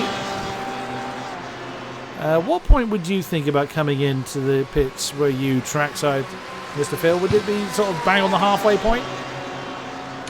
Ooh, that's... I think with this car, you always want to try to be the lap after, or these cars, I should say. You always want to try to be the lap after the car ahead of you, or the cars around you. Typically, the way that it is, you kind of almost want to run it as long as you can. But obviously, there's a difference between exactly... Obviously, you want to basically max out the tank as much as you can, and you keep going all the way to the end of that tank. Because that way you have to fill less when you get to the end of that stint, and obviously that keeps you in the pits less, and that's obviously why you want to try and save that fuel to get that one extra lap out, so you can fill a little bit less fuel and jump that person that you're fighting. So typically, somewhere around halfway with the current fueling rules, that would be around a good time, maybe a little bit after that. Oh, Paolo Martins has retired. He's brought his car into the pits and decided to call it a day. That's a shame. Oh, trouble! We have got trouble for Richard Brenneman. Oh, he's had trouble at the Rettifidio. He's gone in a bit too heavy, is he? No, well, looks okay. Oh, he got a boot up the backside from the 355. That is it's Ben Hitchcock. And then he's reversed way out of the way. I mean, I don't think you need to be that cautious, but fair play to you, Richard, for really making sure you had a safe entry, because they can get penalised for unsafe return to the track. That's Jamie Smith and Chris Yardley. Oh, no, it isn't. I beg your pardon. That was Nick Domino. Still Nick Domino and Richard Brenneman. No, I'm getting the names completely wrong. It's Matteo Sala Christensen and Nick Domino. I'll get the right pair in a minute. They were side by side through the Lesmos. I just want to look at Chris Yardley. There we go. I love the fact that Chris Yardley put that grin back on his car, because I wasn't happy it wasn't on his car last week. I love that. That's going to make me smile every time I see that. And jumping back up to our top four, they're all half a second apart, or near as damn it. So all in a bit of a maintenance phase at the moment. As we aren't far off halfway in this race now. 42 minutes just gone, just under that left now. It's a timed race, not a lap count, although we do sort of roughly estimate it's going to be about 46 laps, or just under, of which, as you can see on the overlay, we are on lap 22 of. A bit of a slide there from Ross coming into the seconds. Lesmos side by side for Roberti Edouard and Philippe Gaillard, with Jukka Suominen right behind. Edouard on the outside, coming into the Curva Grande rather, and jumps up into that 19th position. Oh wow, that looks a bit of a That was very sudden there from Marvin Sluman in the Porsche. Now, here's another question for you, Phil. Well, most of our conversations tends to be me throwing a question at you. But take for instance Jukka Suominen, 21st in the SROC TG5 Ford. He's the tail of a pack of cars. Do you kind of feel nervous when either you're the tail or the middle of a pack? You just kind of hope that everyone else gets their braking point right. Does that kind of filter into any part of the thought when you're approaching a braking zone? I think it only typically filters in when the cars ahead are battling. If they're just sort of driving in a line, you're usually okay with it. You know, when you're the car behind, especially at a track like this, you know that you can brake a little bit early, a little bit easy, and just keep in the slipstream. It's only a problem if you start going for moves and they're obviously all around each other. You don't want to be like making a move for the inside, braking a little bit late, but then running into the car that's ahead of the car you're trying to overtake. So that's when it starts to come in a little bit in your head. And obviously, like I say, if you're just sitting back, you can kind of just chill a little bit. You know, you've got no one behind you. If you're at the back, you know, you don't have to worry about being attacked from behind, and you can just sort of be a little bit easy on the brakes. You don't need to push super hard. And in the middle, it can get tricky because you don't want to be, because you have that sort of same mentality. Maybe you want to brake a little bit early just to sort of like keep yourself sensible from the car ahead. But then you're doing that, the car behind, they might not be wanting you to be braking early. And so that's it's more difficult if you're in the middle. I can only imagine. Got some people in the pits now. We've got Martin Kodeman, Chris Yardley and James Hall, who brought their cars in. Pretty much just over the halfway mark. Our top three still very close together. They're beginning to drop Rick Van Dorn. All looking further back. That's down to Solski fending off Alex Bennett. With that's a back marker in the middle of them. Are any of our top guys kind of come in? Nope. So are the top three kind of waiting for one of them to react essentially, so they can then plan their move afterwards, or do you think they're just still sticking to their own strategy? Yeah, I think they'll be sticking to running to the end of the fuel tank as much as they can. They won't be it's unlikely that someone will go for an early stop. It's certainly possible, but you never really know exactly what you'll come out with. If you're pitting at around the same point as everybody else, it's unlikely there's going to be some people getting in the way, not necessarily back markers, but people that just haven't pitted yet. So if you sort of pit at the last possible time, you know that everyone else is doing the same thing, so you won't run into them. Lots of people have come in now. Alex Bennett, Robin DeVille, Dan Sosowski, Michael Edens, Jason Withrow. The names are moving around, so it's difficult to read them all. Arjun Van Putten. Who else is there? Evan Imre, Ben Hitchcock. Ben Hitchcock's on 18 incident points. He's got to be very, very careful for the next 38 minutes. Most of the fields come in. So if we have a look at the pit lane, there you go. That's pretty busy. So lots of activity going on there. But our top 15 what is now the top 15, yet to see the pit lane. Who's that they're catching up to? Is that Kodeman? Yes, that is Martin Kodeman, who's been through the pits himself. He probably may not have to worry about the leaders coming up after him. Will the top three come in? Looks like Woodford coming in. Oh, it was Dominic that chose not to. Okay. So he's doing what? Maybe he's been listening to us all this time. Perhaps. Oh, flash of the lights! Look how many people are coming out. Oh my goodness! Any wonder Gaydemir was flashing his lights furiously at people. I am coming through. Don't get in the way. Now that is the correct use of flashing lights. There are rules to do with that. You must not do so as a distraction technique, especially in night races. You will get penalised for that. However, if you are the allowed use, and again, please correct me if I'm wrong on this one, Phil, but the allowed use of flashing the lights is to alert those you are putting a lap on. I am a lap ahead if you get out of the way.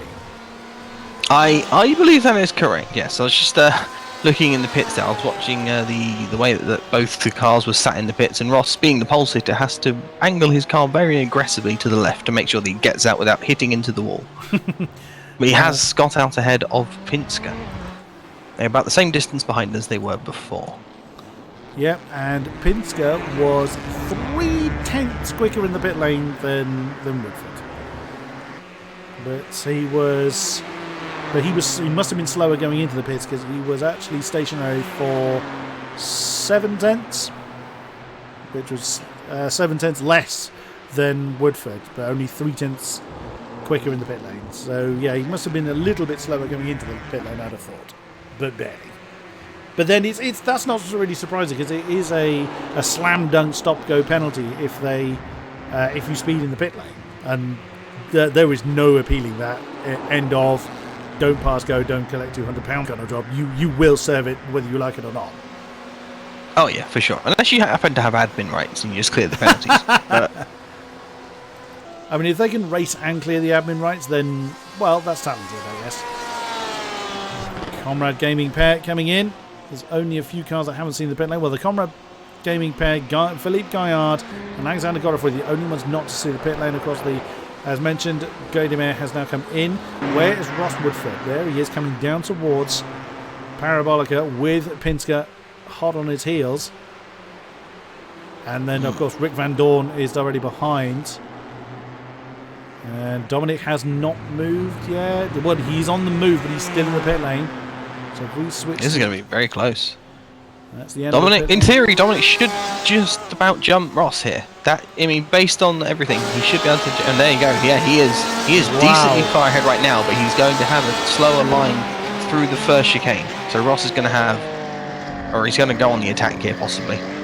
We saw how ready Ross Woodford was to fight in the early parts of the race. So... And we think there is slight damage to the back of Gaudemare's car. So this is going to be... That's going to be a lot of... It's going to be the longest 34 minutes of Dominic's life, I'd have thought. Everyone else is coming to the pits except for Alexander Godefroy. He's carrying on. He's confident in his strategy. But now that will certainly duel for the overall race win. Well, Pinsker is eligible for the race win, but it won't add him any more points. It'll still be 25 points to him and to whoever the pro winner is. But this will be fascinating. Do you think Pinsker is going to make that move at any stage in the closing? If he's still where he is now, do you think he'll push for the win, or do you think he will not want to get involved in the battle ahead of him? Good question. I think I could see him attempting more of like before he was obviously fighting Ross for the lead. I can see him attempting to make a move on Ross this time in this phase, because then he'll still at least have Dominic to follow. It'll be interesting to see if Ross and Dominic try to sort of work together to pull away from James and sort of leave it to be the 1-2. Oh, there is he trying the inside of the Parabolica there? It looked like Dominic got a slightly poor exit. Ross is right on him now. Yeah, well, Ross got a little bit sideways coming through Parabolica, and there we go. He wasn't in the slipstream for very long, but it may well have been long enough as the Ford draws alongside the Porsche. And that is back into the lead for Woodford. Is Pinsker going to think to follow through? No, he backs out of that. Is Dominic going to try and stick it on the outside of the first part of the Rettifilio? He does. He wants the inside line for the next apex. A little bit of a nudge between the two, and the Porsche is back up into the lead.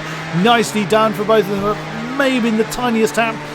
I mean, you can have the merest tap and it not add an instant point, but it has got to be, as gentle as you like. Oh, and that's Gaudemare go straight for the defensive line. He was not confident that Woodford wouldn't make the move, and I think that's a fair defensive manoeuvre. He's not just defending air. I think Woodford is feeling really ready to go, and there he goes. Look at the inside of the first Lesmo, and he's got the move done. Wow, that came out of nowhere. I was not expecting that. I thought that he had a slightly poor exit coming out of the chicane, but I didn't expect Ross barely had anything alongside him. He was able to just steam through. It was surprising. Dominic's now going to fight back though into Ascari. He sits back. I think he thinks better of it. He thought about it though, didn't he? He did. That was that would have been very, very chancy. But we'll see if he's able to do it again. And now Rick Van Dorn has got a great ringside seat. Look at Woodford trying to break the toe. Now, is there a particular rule on weaving too much? We have seen that a few times in the GTE League. Is there a particular one at some point you're going to get a penalty for it? See, now you're putting me on my toes here. Not sure. I do not believe that there is a anti-weaving penalty, but obviously there's a fine line at some point where it goes from weaving to blocking. That was fine, obviously. But, is Dominic going for a lunge here? Yes, he is. Oh, that's going to set him up potentially if he can get it around the outside. But that might help Pinsker here. Oh, Pinsker not quite able to get on the throttle. Or not willing to. He may well just be biding his time, but he's got his teammate behind him. He's got his own battle essentially. They just happen to be right in. They're 7/10 apart. 7/10 apart. The top four. Oh, Pinsker having a look at the inside. Now the Porsche having a look at the inside coming to the Dalrogia. No, they don't make the move. Big! I did say that that inside curb is vicious, and that's an exact demonstration of what goes on. Oh, impact! Right behind Gadamer has gone round. Oh my goodness, let's look at that again. Oh, Pinsker was in too hard. He went in too deep. Caught the back of the Porsche. Oh, disaster for Dominic Gadamer. He's going again, but now he's 8.3 seconds behind the leader, and Dan Sasolski's now gone through. I imagine Gadamer will have a few words to say about that one. Probably will. Yeah, that is a very unfortunate move. Pinsker has possibly just. Well, I mean, if he hasn't, he may well have just lost a chance at the overall win. Definitely know that now. After all of that leading in his class, his teammate has now taken that back, and it's role reversals from Road America, where an incident for one of the team allows the other one to get ahead. In this case, it is obviously James having the issue. Indeed, they still sit first and second by a very long way actually.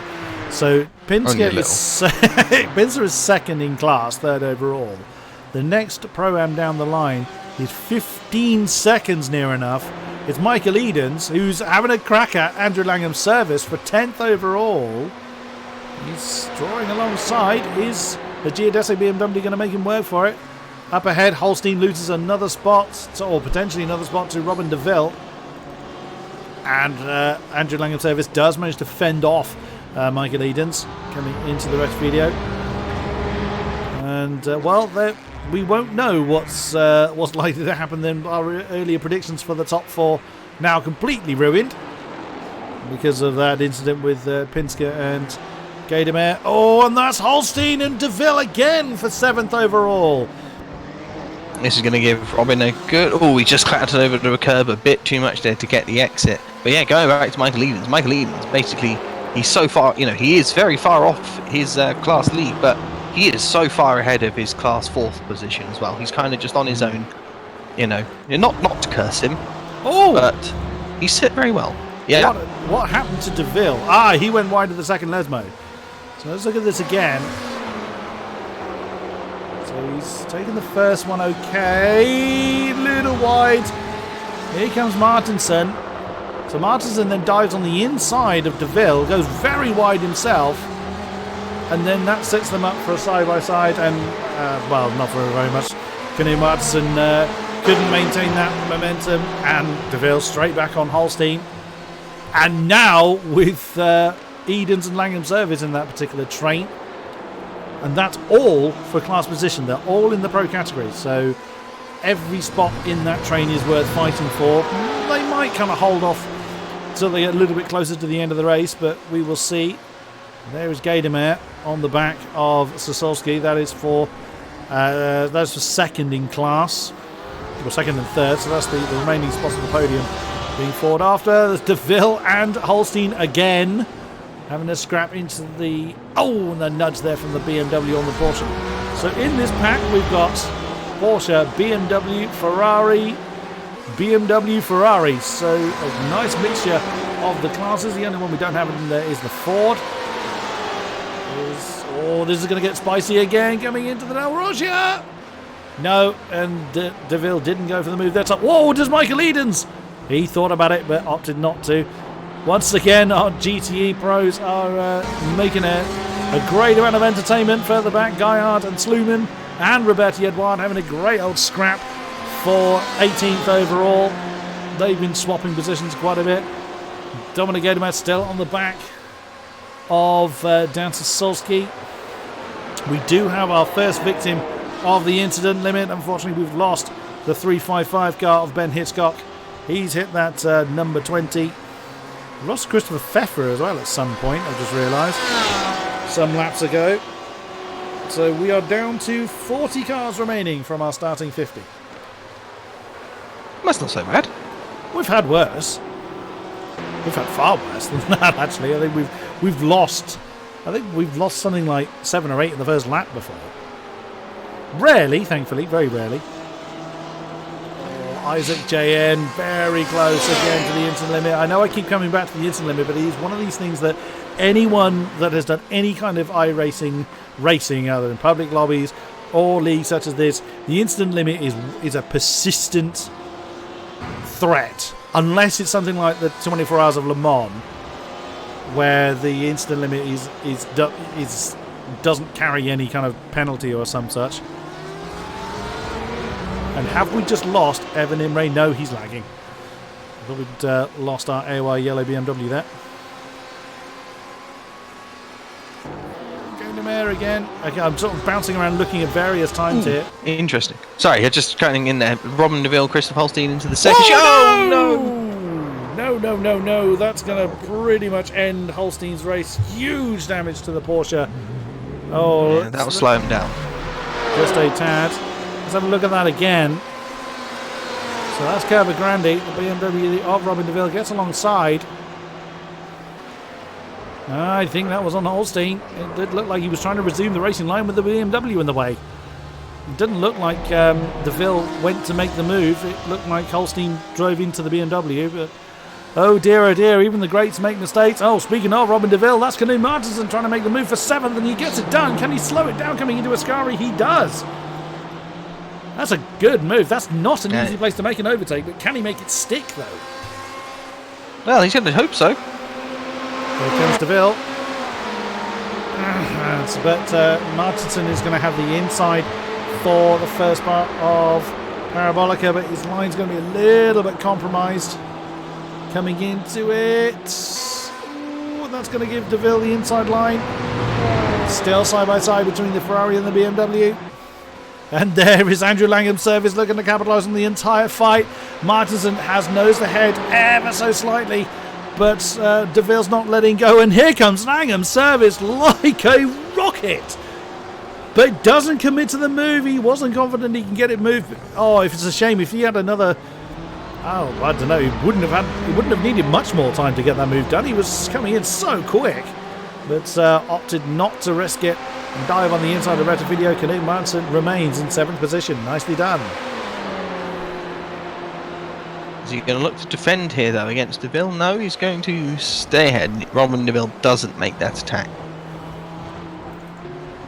Oh, my goodness me. Sluman, Gaillard, Edouard and Suominen. Whoops. And that's... Gaillard has lost that momentum. That's a shame. That pack has been together for quite some time. And still, look at that. That's Suominen side by side with Roberti Edouard coming into Curva Grande. Ford cannot make his way past the Ferrari at the moment.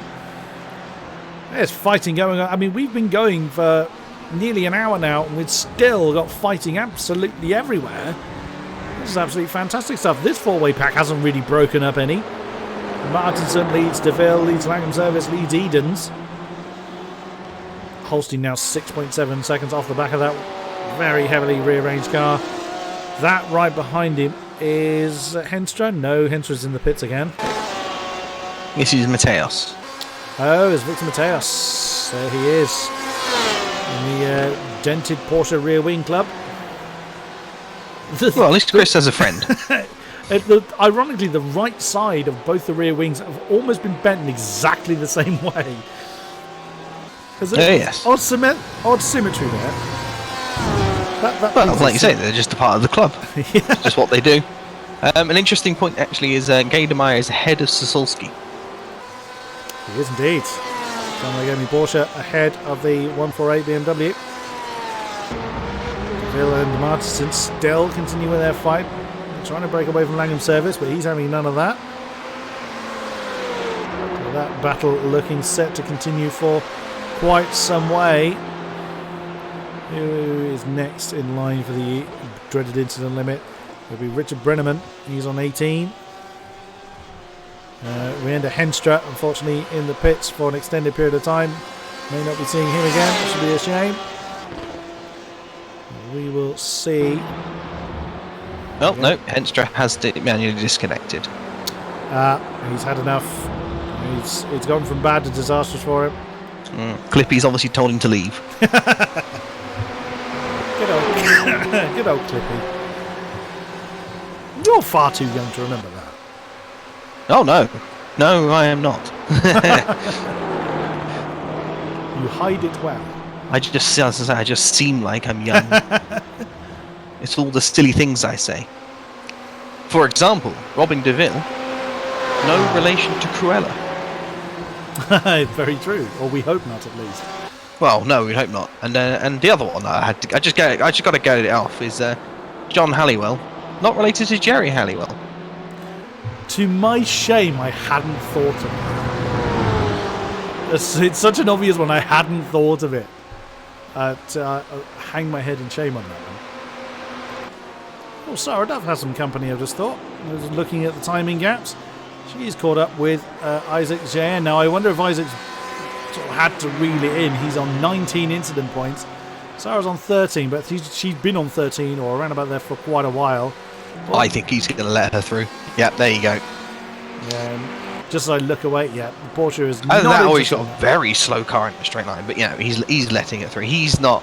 He had no stake in that fight. He's a pro. That will affect him in no way, shape, or form. In fact, there's no other pros behind him left running. So as long as he finishes, that's the position. He'll get that position. Will he be in the points? 1, 2. Both of us done exactly the same thing. 10. He's currently getting a point.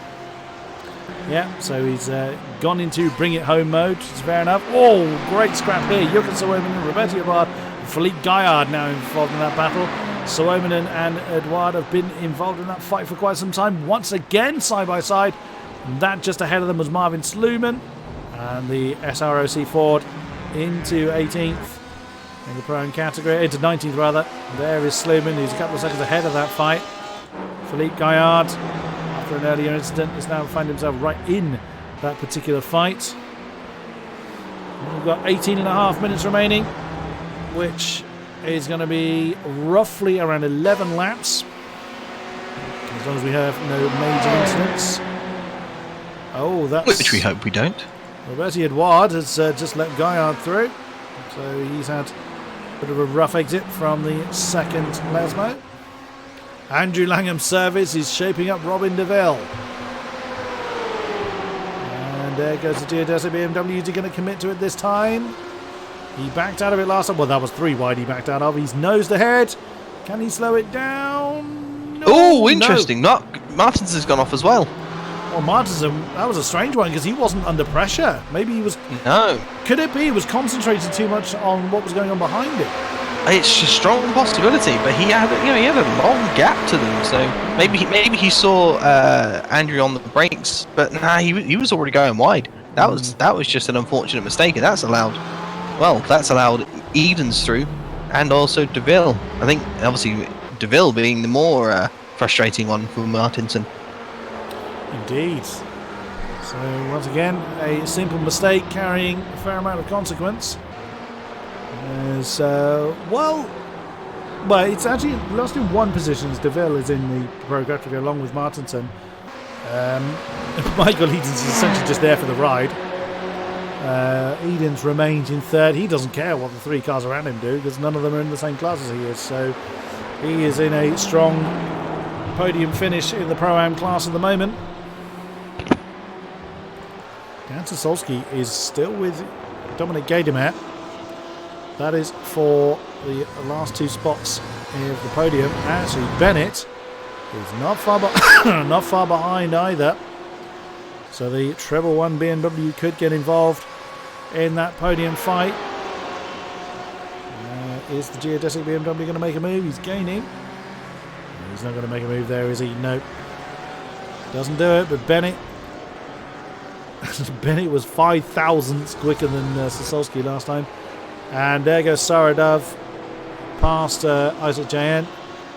There is that's our AM leader right with him as well. I believe he's still in the AM class lead. He is Arjun van Putten in the Tepper Ram BMW. Holstein has just lost a spot to McCracken.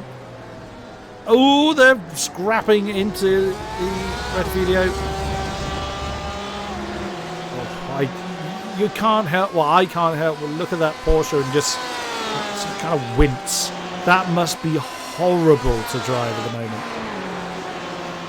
I would imagine so. Yeah.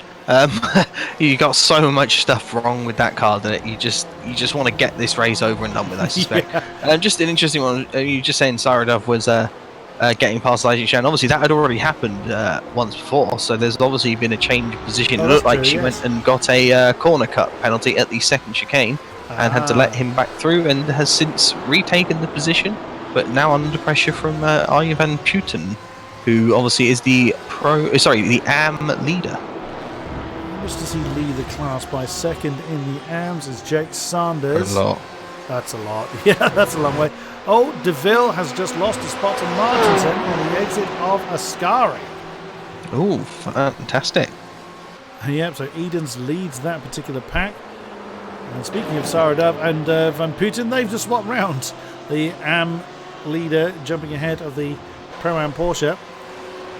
That battle, that Edens now leads. Now, Michael Edens might not want to be at the front of this particular pro train going on. Martinson ahead of DeVille, ahead of Langham Service. There's Martinson. Martinson, it'll be in his interest to get ahead of Edens, which he does. He will want the Ferrari to get in the way of the two behind him. Oh, DeVille getting too many beans down to the ground. The back tyre's not hanging on to that one. That's exactly what Martins will want. Martinson. I keep thinking Martins for some reason. That's Paolo Martins I'm thinking of. Muddling up the Martins. That's never good.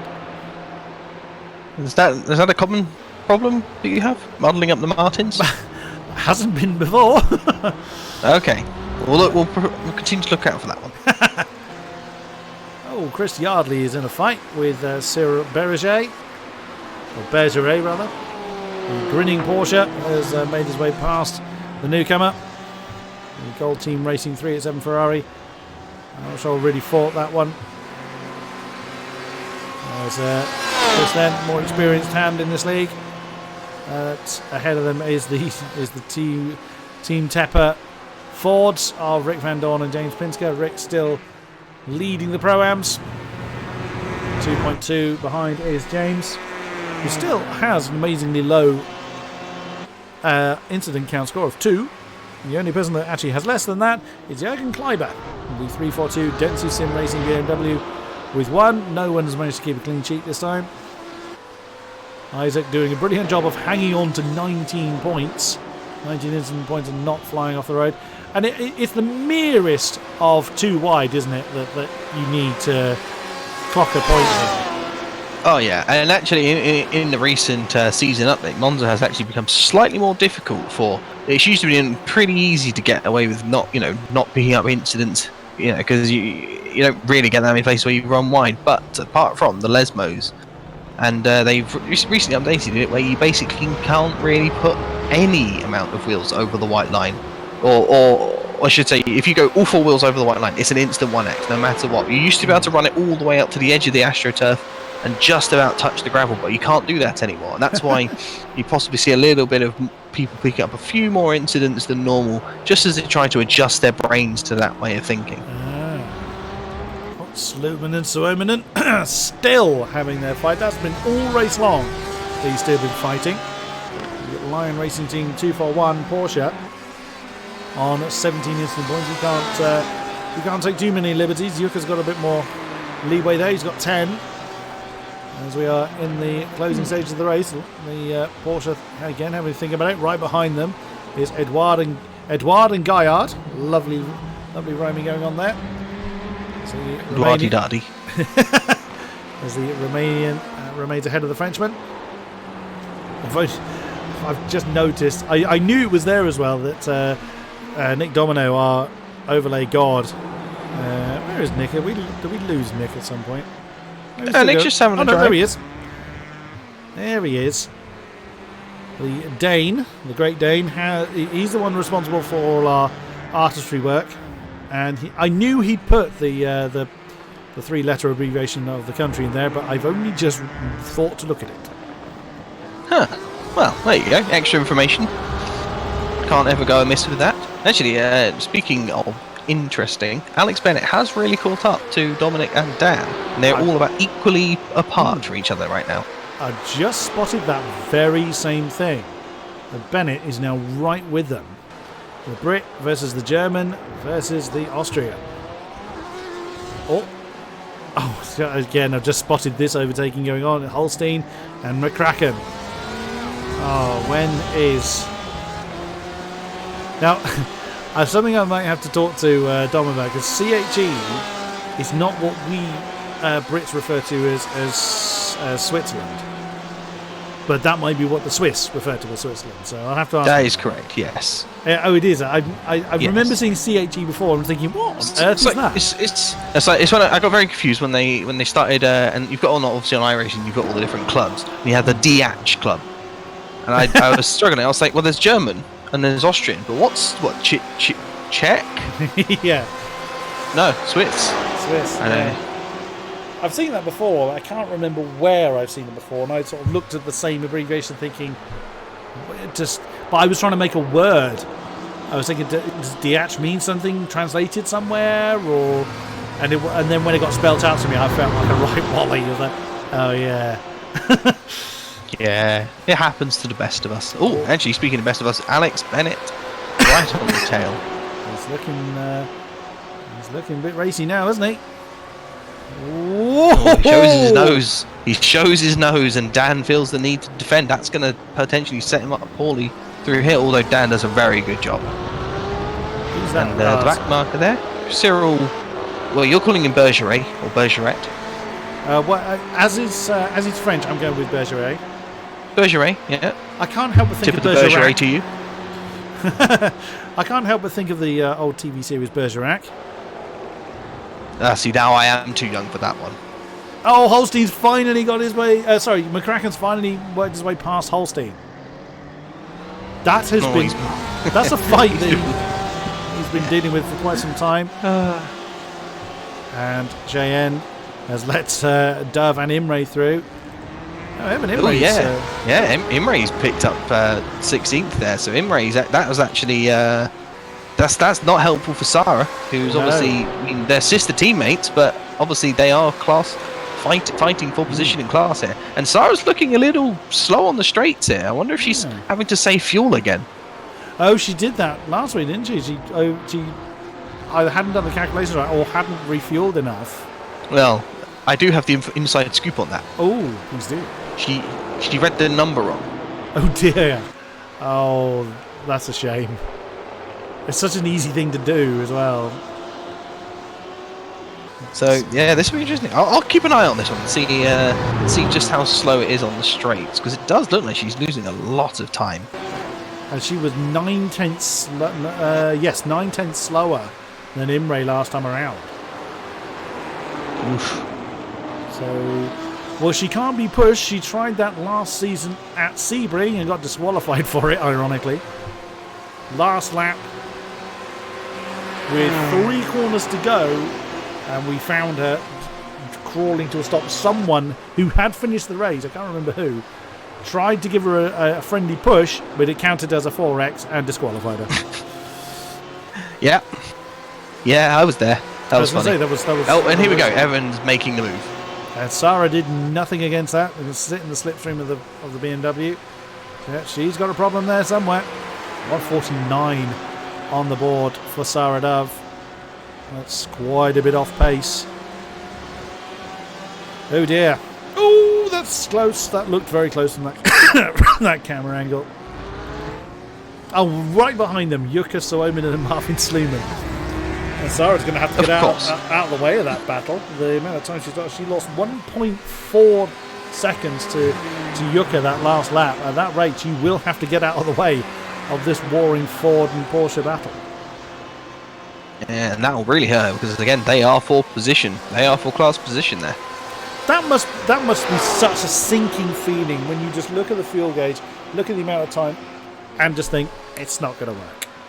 Yeah, I mean, again, I'm assuming it's the fuel. It could well be there's some sort of damage, or maybe there's just some issue driving the car. But yeah, I mean, it's just because of the amount of time lost on the straights. It seems it would make sense that it's fuel potentially. But as I say, it could just be a big old damage on the car that we can't see. Or maybe a technical problem with the wheel or game stutter or something like that. Could be anything. We have lost Isaac JN. He's done so well to hang on to 19 incident points for so long. He must have been. I guarantee that would have been. Let's see what he did. At oh, that's actually not where I expected it to be. Second chicane. Oh, just run it a bit. Oh, I can't. That's so tiny. I can't get him, unfortunately. Oh, that's so tiny. He's the tiniest amount off the track coming through the second chicane, and boop, gone. Now, unless he's had a very unfortunate incident with the internet at the same time. That's yeah, that's very unfortunate. Oh, Alex Bennett is nearly pushing Dan Sasolski, coming into the Lesmos. Well, if he's going to attack, he's got 5 minutes left to do it. So it's going to be, we're getting into the kind of now or never stage. So I would imagine Bennett is looking at an opportunity here. You certainly would hope so. And this is interesting because he's got sort of sister teams, you know, comrade-ish. Well, he's comrade-ish and full comrade up ahead. So they're looking quite pretty right now. I think this might have, he got so close there. I think that might have been a result of Dan getting very close and having to sort of back out a little bit, coming up to Dominic into the first chicane at the start of this lap. But Dan actually, again, super close to Dominic here. Let's see what they do. The board is telling me 4 laps to go. I reckon we're going to lose a lap off that board, personally, with 4 minutes left to go, but we'll see. It all depends on when this man, Ross Woodford, crosses the line. Oh, no. Oh, big incident. Dan and Dominic. Oh, dear.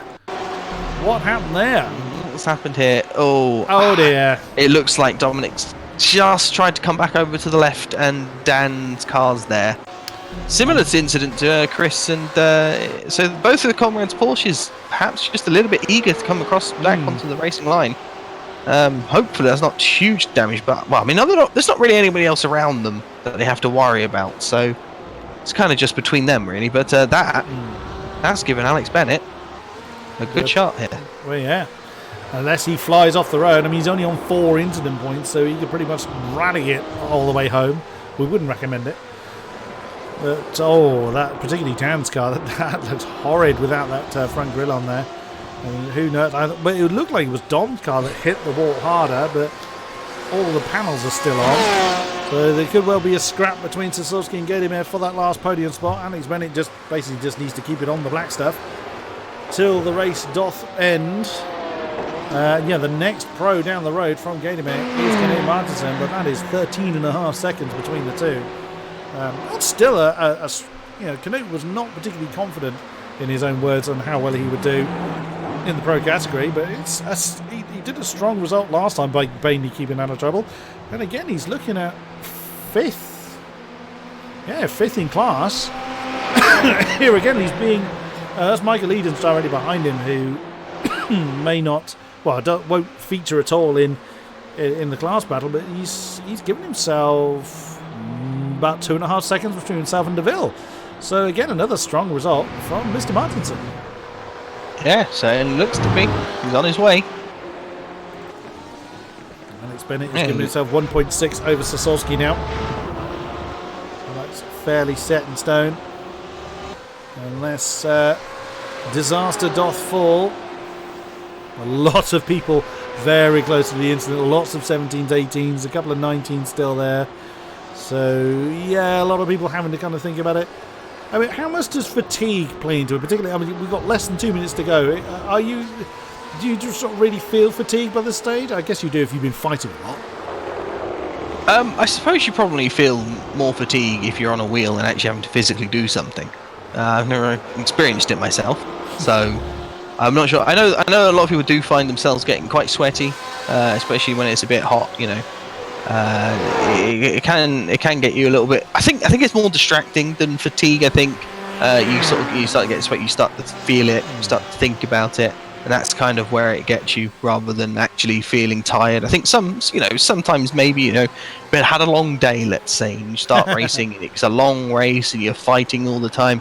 It can probably get a little bit tiring. I expect afterwards you probably just want to fall asleep.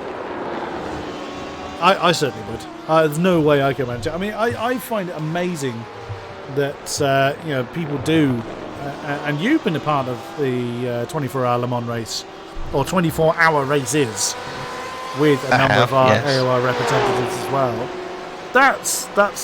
I admire your dedication. I couldn't manage it. Yeah, well, most people are sensible, and they attempt to take some sleep in the stints where they're not running. Some people are like me, where you just decide, why not just stay up for the whole thing and become delirious by the end of it. That's got to be fun to listen to. Oh, it certainly is. And then I start to tell stories, as anyone that watches those streams, they know. And I'll refrain from telling them on this here commentary. Boo. You trust me, you do not want to hear these. We will take your word for that. The checkered flag is ready to greet this man. I was right, we lost one from the lap count. Never mind, doesn't matter. As Ross Woodford then will, unless he slammed into the wall, though he's on 16 incident points, it would take a monumental hit for him to suddenly be disqualified, but he is looking set to take the win for the Radicals in the 178 Ford. The top three are Fords, and then it's BMW. I don't think it would be fair to say that your prediction was particularly wrong, Phil, as Matthias Salo Christensen's come into the pit. He was must have been pushing his fuel tank a little bit too much. Or he's just a really big fan of the pit lane here. Oh, maybe. And that is it. Oh, there it goes. Ross Woodford has taken the win in the pros, and it is Rick Van Dorn getting some recompense from last week, taking the Pro-Am win.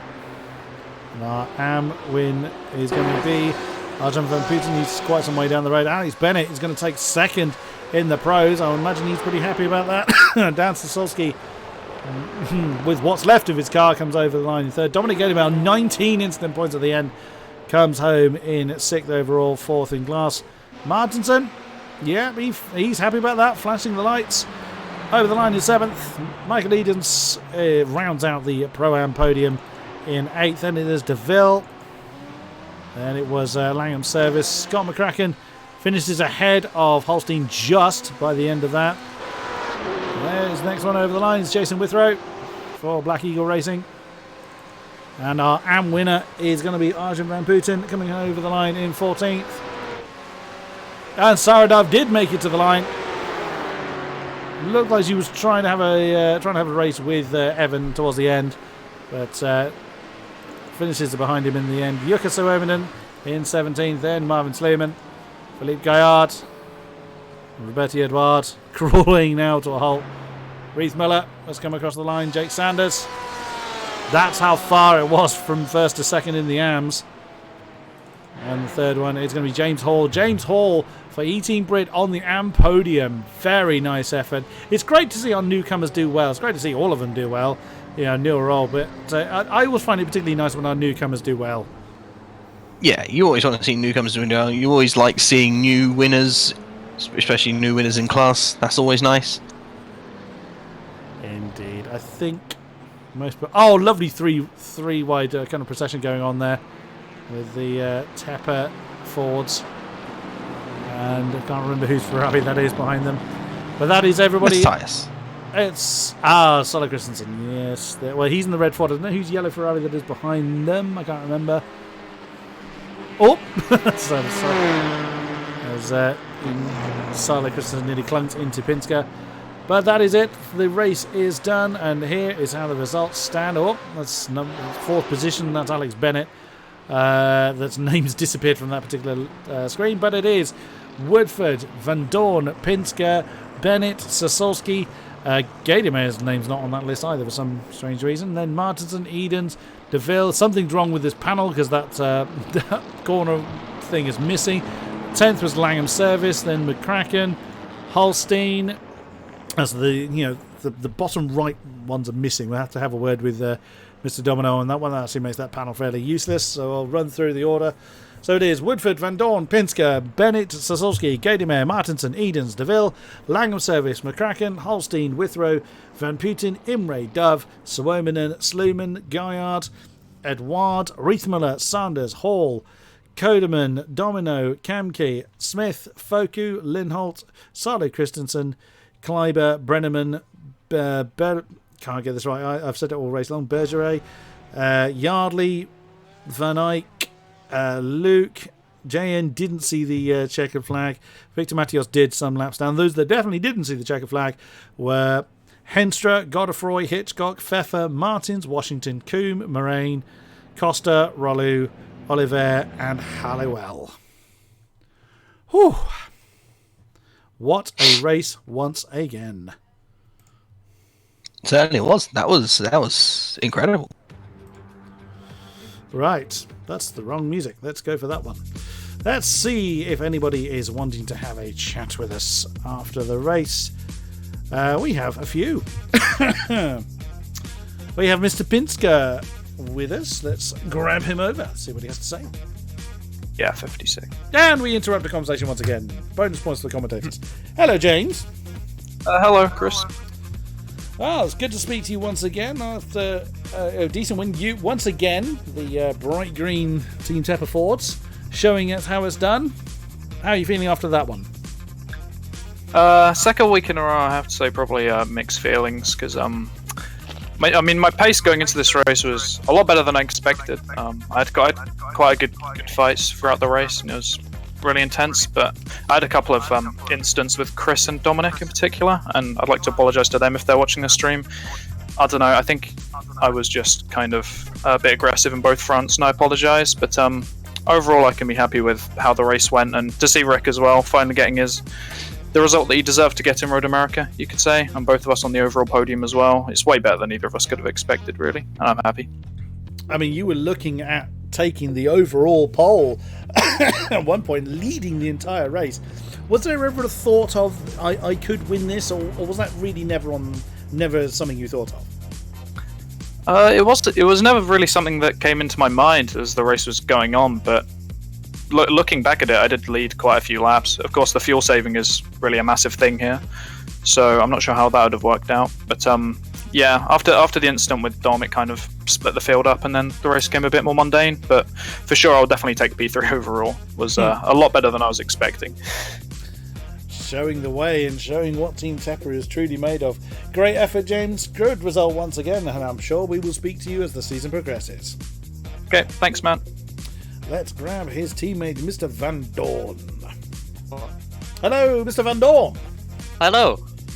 Well, we didn't really get a chance to speak to you last week after, I'm sure I don't need to remind you what happened there, but for the viewers that may not have seen it, sadly, after being, potentially a strong position, looking at the Pro-Am podium, alas, denied from you, but what a great way to make up for that one.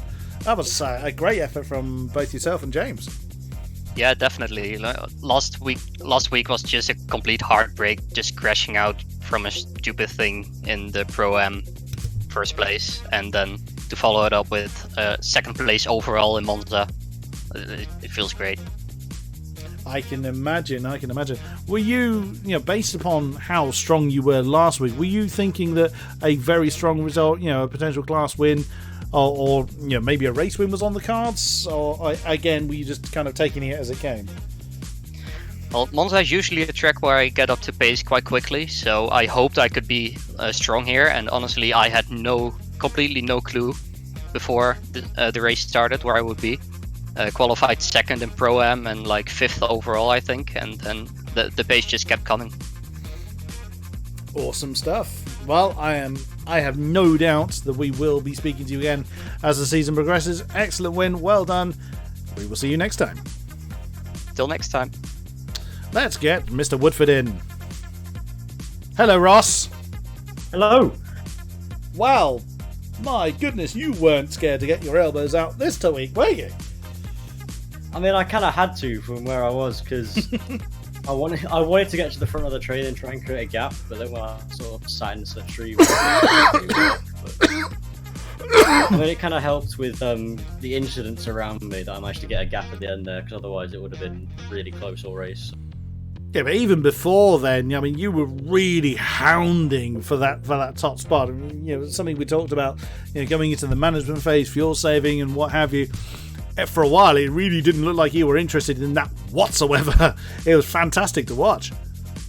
I'd had a decent opportunity to fuel save for the first, I don't know, like 15 or so, not even that, maybe less. But when I was sat behind James and Dom and Chris, and then the opportunity arose to take the lead, and I thought I might be able to get a gap, so I had to go for it. And wow, did it pay off for you. Well done on the overall win.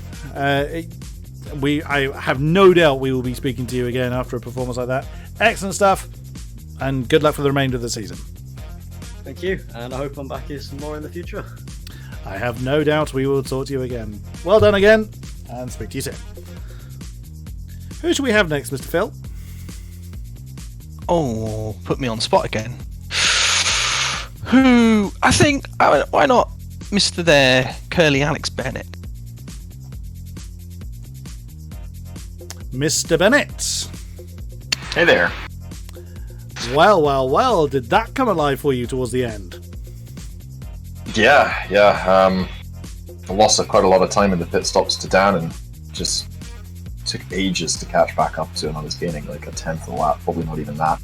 And he was really quick on the straight, so I was pretty sure I was just going to finish behind the pair of them, and then they also came together. So yeah, pretty lucky in the end.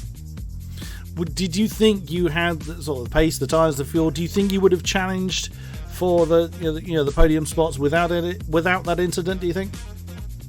I definitely would have given it a shot, but I mean, Dan was so fast on the straights compared to me, and he obviously had slipstream from Dominic as well. So I was really just hoping that the two of them would start battling, and that I'd be able to find a way through. But yeah, it certainly would have been difficult if they hadn't crashed.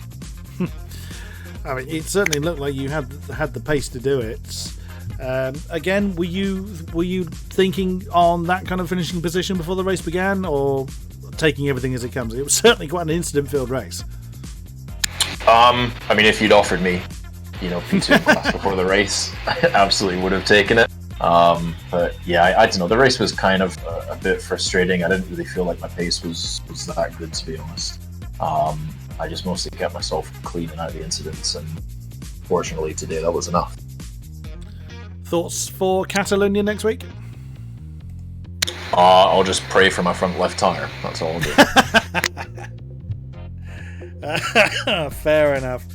Well done, Mr. Bennett, and I'm sure we will speak to you again as the season progresses. Thanks. Anyone else, Phil? We'll have one more, I think. Well, I mean, you could do a duel, Evan and Sarah. Yeah, they were together at the end. We could do that. That would be a first. Let's grab them both over at once. Right then, Evan and Sarah. Hello to you both. Oh. You're right there, Evan. Let's do this properly. Okay. So that looked like quite a chance from you towards the end, Evan. Were you kind of biding your time or taking advantage of other people's incidents? Well, some people tires were dying, and some people didn't calculate the fuel properly. So I just slowly but steadily rocked up to the back of everyone. There were 2 or 3 cars at the end there, including Sarah, but I think Sarah had a bit of damage. But yeah, I started 30th and made like 6 or 7 overtakes near the start, and yeah, somehow ended up 15th. So actually, good GTE race for once. Did you have your brew before you started there, fella? Oh no, I can't drink my own brew anymore. It's giving me a sore tummy. Oh, and Sarah, we were curious on, because I mean, it did look like you were struggling towards the end. Was it tyres or fuel or damage that was your Achilles heel today?